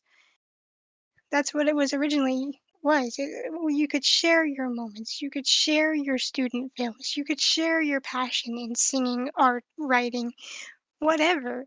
That's what YouTube started out as, and that's why it's called a YouTube. And then it got popular and blew up and everybody was using it, and then corporate got involved, and now you have all these rules and regulations, especially after the stuff that happened with Kappa, because YouTube was trying to advertise to kids, and it's a whole mess. But Well, it's not that yeah, they were trying to advertise to kids. It was the issue of they were effectively tracking, not realizing that they were doing that because maybe not realizing, but the idea of the problem was just tracking children, because when parents hand off their kids the YouTube phone, be like, "Shut up, just watch this video," the YouTube thinks they're recording the parent, the parent's information, because it's the parent's account.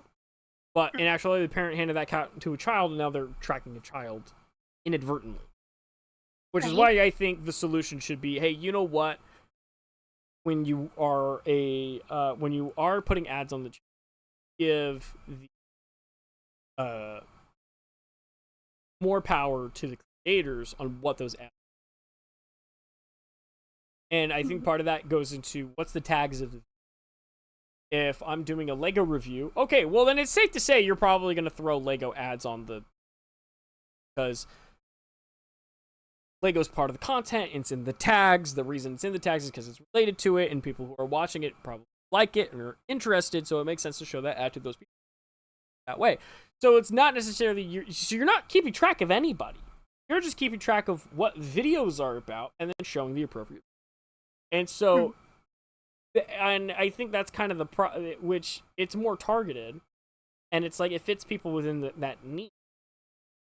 And I think part of marketing is getting the people who don't know you, and that's I think the hard kind of like, well, how do you push that? Yeah. But I also think you could take all of the ads and create a system where, like, hey, we're putting out this ad, we want this ad to go on videos. They have to sign a form that says these are the categories that are about this. Like, let's say if it's alcohol, so it's like, okay, you're adults who are above 1. So, who are we going to put that? Who's going to allow for that kind of content? Creators can then go in and find, all the settings and go, okay, I'm going to check the box for every type of product that I am willing to endorse. Like, I'm okay with these ads coming on. Because, like, let's say if you're a Christian channel, you don't want condom ads on your videos. So, disable the Trojan stuff. Disable sex products. Disable lingerie. Disable this, that, or the other. And so it won't show up on your videos. Because then, at the very least, you can kind of hold the creator accountable a little bit. But I also still feel like when it comes to this kind of stuff on the internet, is that, like, it is the parents' job to watch what the kid is doing on the internet. That's not anybody else's job. 100% agree. It's like, I don't think that YouTube should have to write a policy about bad language, because at the end of the day, it's like, you know what? You're not the parent. I'm not the parent. The platform was not built for parents, and at the end of the day, they made YouTube Kids. If you want your kid to have brain rot and cancer, go over there. But for the rest of us, I shouldn't have to put a disclaimer on my video saying click off if you're under the age of 13. I'm not going to do that. That's not my job. Your job is to parent, not mine. So exactly. That's the part where I'm. Yeah, ad revenue is talking about. And then on top of that, you have sponsors too, which the creators have full right and say of what sponsors they take and don't take. Like, sure, there's some shady creators that just take everything under the sun, whether it's a gambling app or whatever. But other creators are like, no, I use this product. I genuinely use this product, so that's why I agreed to take on the sponsor, to have them sponsor me. And That's a good way, I think, to do it, is like you've used this product for years or months or so on. And so you're like, no, I genuinely have experience with this product. I enjoy this product. So that would be something I'm proud to be sponsored by. Like, like I watch a couple of booktubers. Surprise, surprise, Book Girly watches booktubers. But they're all sponsored by Book of the Month.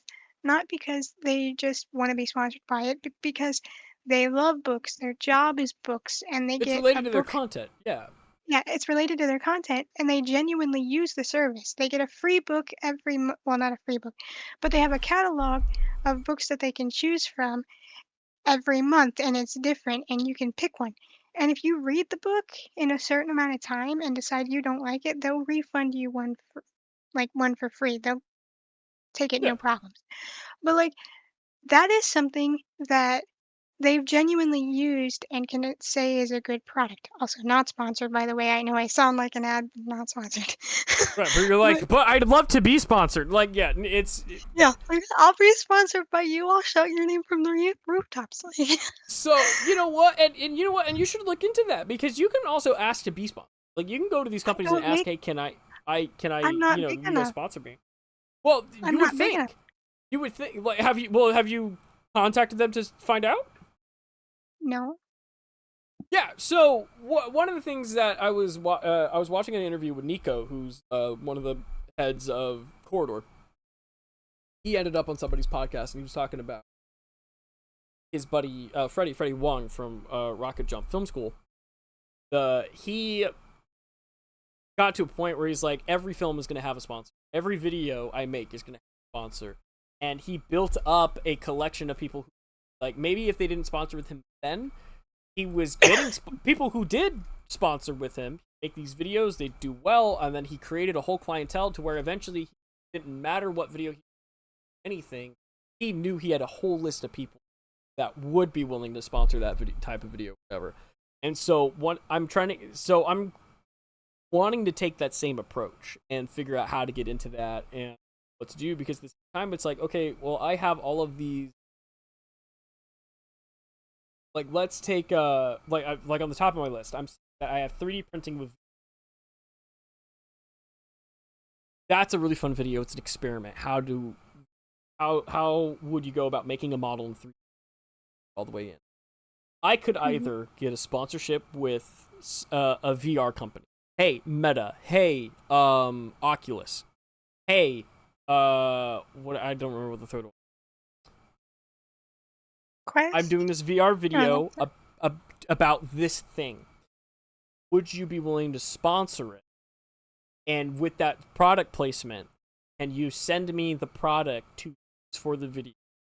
And now it's part of the video, it's part of the thing. The experiment is still the thing that I want to do, which is take a model from VR that I made in virtual reality and bring it to life. But they're now either supplying the headset or the tools to make that happen. Let's say, okay, the VR companies don't want to sponsor me. Okay, hey, Elegoo, hey, Crealty, hey, Matter Hackers. I'm going to be 3D printing something from VR into this. Would you like to sponsor me and either supply the filament, supply a printer for me to review for this process? Okay, and then that's a second potential sponsor.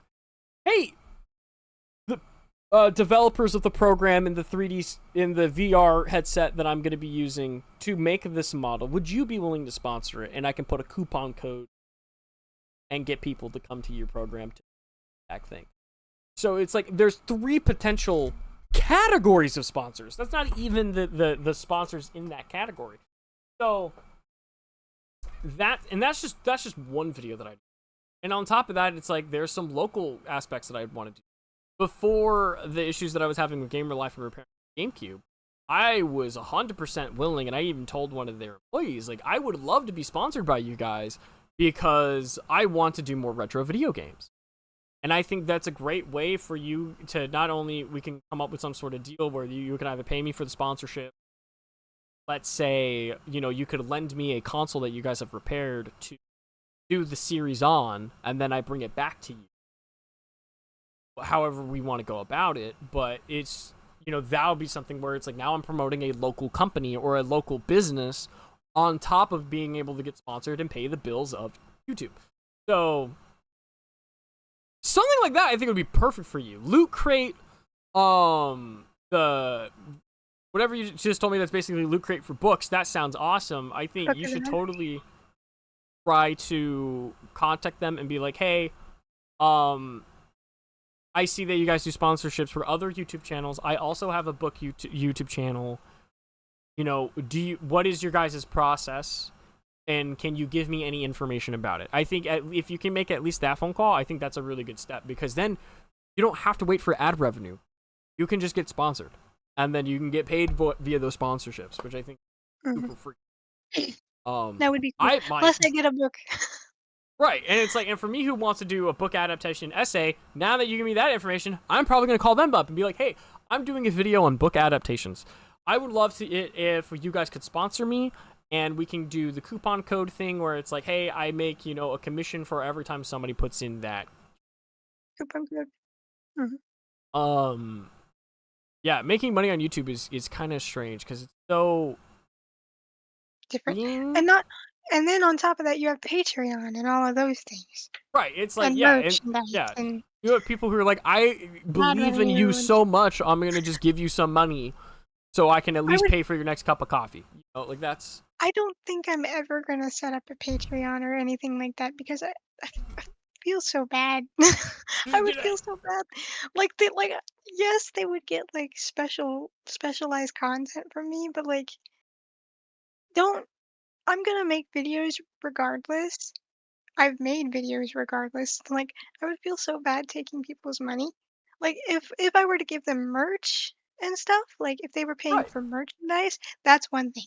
But just for them to have like, here's this thing, you can donate to it or not. Like, no, I would. Yeah, feel so bad. crowdfunding. It's I feel the same way because on one hand it's like I want to be able to provide content for them, and a lot of it is the bloopers. Like like when I did Ricky Fingers Unleashed, like there is a blooper reel, I think I did of that is on the Patreon. You can watch that whenever you I do early access for the most part. Like when Total Hunter 2 is done, it will be known. It will be known that it is finished. However, first 2 weeks it will be on the Patreon, because for the people who are supporting us, you guys get to watch it first, 100%. And so that's kind of where that starts. And I want to get to a point where I can at least sell. If honestly, if most of it came from merch, I would shut down the Patreon, because at that point it's like, well, we don't need to do that anymore. We can just make the merch and run it as a regular business in that sort. And that was part of the kind of the concept of the hobby shop, was that like, well, if I can get the hobby shop to work first and I make a bunch of money off of that, the extra money that I get out of the profit of that, that's what I use to fund the next video. And so but then I decided against it, because I'm like, now I'm running 2 businesses, and just YouTube itself, you're essentially running 7 anyway, so. Because it's like, you have to run the merch side, you have to run the marketing side, you have to all of these different The editing side. The editing side, yeah. So it's just, oh my lord, it's just crazy. But I will say, It's a lot harder of a job than people think it is, but it's also a lot easier of a job than most. but definitely I think I've been looking on, when it comes to like merch especially, I've been going on Fiverr and I've been saving artists to go to Nice. for certain things. Like I found some who do the old retro movie posters where they draw them out. Yes, like I want to go back to that. Like I will probably go in and Photoshop a poster, be like, this is the outline that I'm looking for, but I literally just need you to do what you do best and make it a classic movie poster. Or especially when there's gonna be times where you're like, look, I really don't know what to do. I would like it to look like it came from the 50s, but I honestly haven't. I can break down a Star Wars poster, no problem. You make a Star Wars poster, I will make you a Star Wars poster, especially if you want to look like the prequels. I got that down to a science. But everything else, oh boy. Oh, are you gonna show the D&D one? Is it still your screensaver? Come on, Okay, focus. yeah. So this is here. I think I still have it. Focus. Focus. Yeah, I'll have to. I think it's on my It's too Instagram. bright, I think. Posted it somewhere. It's okay. Oh, yeah. It's I made a poster for the D&D campaign. I DM'd for Mia and the rest of the crew. I did it in the style of Attack of the Clones. So it's like if you were to put the 2 posters together, silhouettes are pretty. Yeah. I like making movie posters. That's my thing. And I've thought about going on Fiverr and be like, hey, I'll turn you and your family into movie posters. You just tell me which one you want to replicate, and I will help you make that movie poster. Your focus needs more focus. Yeah, it does. I think it's because Yes. there's a bright spot on the side of the picture, so it's picking up more on that. Yeah, yeah, glare is so hard with glass phones and stuff. But No, I yeah, mean, like, so in the picture itself. but I would recommend you do the same thing. Go on Fiverr, just take a look at artists. Don't worry about, commissioning them to do it just yet. Just try to find people that fit your style. So that way, once you have an idea for merch, start putting money away to commission them to make that merch. Then you could take it to a store like Redbubble, where it's like, yeah, you're not making like as much money from it as you could because they're the ones doing all the legwork. But at least there's some kind of income. Like I have some park ranger artists who like make like state park merch. And I'm like, oh, that would be really fun Totodile merch. So I'm gonna try to work with them about that, and then I already have an idea how I want my movie poster. So I will, once the whole film is done and it's on Patreon, I'll be spending those following 2 weeks getting that merch ready to go. So that way the merch can drop at the same time the film drops publicly, or at least. Maybe drop the merch sooner. It's on my task list. I have a list of like here. Okay, when you're rendering something and it's gonna take all day to render for no reason. You haven't been there at all. I have a list of here's the stuff that I can go do on my old laptop, and so a lot of it is writing scripts for future episodes. So by the time I'm done rendering the CGI, I'll have the next 7 scripts written, and I can dive right into the next project, no problem. Or B, it's, all right, let me start communicating with people. Hey, I got the shot rendering. Let me go talk to the Fiverr artists and communicate with them. I think right now we're at $80 in the commission side, or not the commission, but in the budget. Because I just spent $40 getting the materials to fix the Clone Trooper and make that new video. And so I'll have $80 to be able to go in and say, hey, I really like what you do. I like your style. This is what I'm thinking. What, are you in or out? You're in, cool beans. This is the design I'm looking for. Let's do it. Because I also want to do Totodile emojis. I want to do Totodile Hunter emojis because I could use them in Discord. I can add custom emojis into YouTube now. And especially like that's the kind of stuff like for the YouTube live streams. I want to have that available for YouTube members. Because that's the other thing, too, is that you're going to get the YouTube membership option before you get ad revenue, right? So... Are you? Yeah. Yeah, because it's like the subscriber count is 500, and I think the watch time, might be the same. So... Wait, so you're either saying that, I could get or no, membership it's 1,000 views less. So if you can get 500 subscribers and 3,000 watch time, actually, you know what? Let me make sure that they didn't. It's been a while since I checked. YouTube Studio. Ha ha ha ha. Don't accidentally throw something on the stream, you dox yourself. All right. Eligibility. So you have to.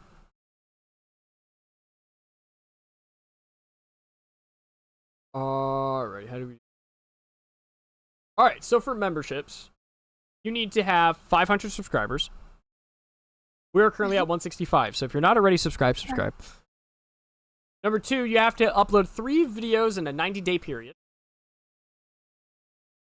And then you have to do either one of the following. Either you have to have 3,000 valid public watch hours within the rolling 365 days. Or 3 million valid shorts views within the last 90 days. Within the rolling 90 days. So that's where it's, oh god, how do we get there? So those are the 2 main things. But the ad revenue you can reach when you make 1,000 subscribers minimum. And one of the following has to happen. 4,000 public watch hours in the last 365 days, or 10 million shorts views within the last 90 days. Those are the 2 things where it's like, okay, this is what goes. Sorry, Thanks. I was being interrogated on where a mixing bowl went. I'm like, I have no clue. The only place the mixing bowls go are in the cabinet. Right. So right now for us, it's like we'll have the opportunity to have people join as members, once we get to 500 subscribers and 3,000 watch hours. So right now my goal is to get to that 500 subscribers mark. There's definitely a lot of shorts are hard. I don't know what to do for the BTS channel when it comes to shorts. I'm not gonna lie to you. I have no idea. For the films, it's a little bit easy because it's like for films like Total Hunter, where it really leans into those shorts and is really good for that short form format. I can upload not only the original clip and each scene as its own YouTube short, but also I want to do I'm gonna take the Pokemon, cut them out, create a hole, black background and a question mark, and do the "Who's that Pokemon?" But every video it's gonna end, "It's Pikachu," and then and it's just Pikachu, either some screwed up version of Pikachu just stretched to fit the silhouette of the Pokemon. I don't know. Have you seen those videos where people will drop in a fictional character into Photoshop, and then they take a real person and then start taking pieces of the real person and then stretching them and outlining to where those parts of the person's face would be on the character? Like, have you seen the Lord Farquaad, and then they take Markiplier and then they like fit Markiplier into the silhouette of That one I've Farquaad? seen. Yeah. Yeah. I want to do that, but with Pikachu on every single Pokemon. And so that way it's like, because when you see it for the first time, you're going to look at it and be like, that's Tyranitar. And then it's going to go, it's Pikachu. Or I'm going to use the audio, it's Clefairy. And the guy just yells, that would be hilarious. And so it's like every scene now gets 2 shorts, right? So, and that's great for the film channel. For the gaming channel, it's like, and I'm going to do this with the Pokemon essay. I have a long list of video games I want to live stream and play for the researching what should go into a Pokemon game and how you can learn from. Be right back. I need to laundry. Okay. You can learn from other video games and introduce them into yours. And which is why mechanics aren't copyrightable. Rules cannot be copyrightable. It's it's visual aspects that are usually what's copyrighted, not what the thing does, unless if it's like an engineering patent, and that's something completely. The part that I was gonna get to was each one of those live streams. It's not gonna be its own highlights video because they're not the important part. The important part is that I'm playing them to learn the thing. I'm live streaming them to collect the footage to edit to when I do the essay. But each one of those is going to have moments that can be turned into shorts. So those will go on the gaming channel. Easy peasy. I don't know what to do for the BTS channel. Like, on one hand, I was like, tutorials sound fine, but now hit film's gone. So there's no point in making hit film tutorials because you can't do that anymore. And I'm still new to Blender. I don't know enough to teach about Blender. And so it's like, how do we... I don't have a lot of shorts-friendly stuff to put onto. So that's the part that I'm having problems with. Is I'm just like, okay, well, what do I do for that? Because it's just I don't see like a lot of short form content unless if it's like I could do stop motion to like those, but even then I feel like channel because it's.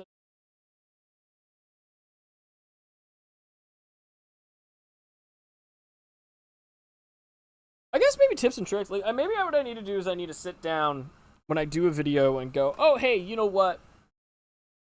This video is about this particular thing, or here's a quick tip about Lego. I don't know, something. A hard one. I don't know what to do for the beat. Well, this is my catch-all. Okay. Well, you know what? I know Mia's got laundry that she's got to fold. We're already going on Oh my gosh, 3 hours and 18 minutes. I still haven't eaten anything today. So I'm going to go ahead and I think we're going to go ahead and just end this. We talked about hit film. We talked about Pokemon. We talked about Star Wars. We talked about books. We've talked about editing. All of that good stuff. It sucks that hit film has died. I hope if anybody from FX Home is seeing this, I loved your work. I loved what you did. You taught me how to do visual effects. I will forever miss that program. I think I've never been so emotionally tied to an editing software in my entire life. You guys allowed me to do visual effects for a very long time. You made it to where it wasn't gatekept. I didn't have to. I got to start with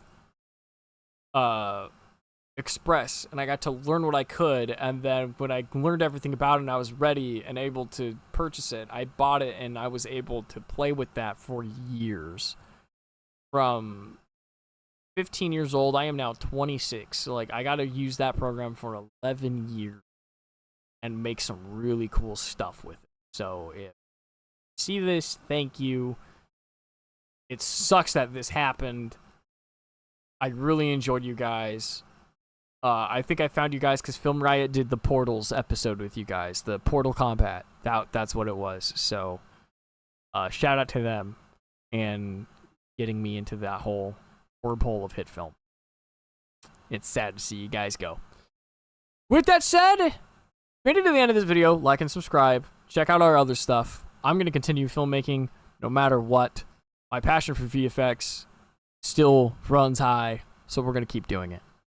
We'll see you guys next Sunday with a new status report and figure out what the heck is going on with my brain and why it likes to not work the way it should. Have a good rest of your day, and we'll see you guys later.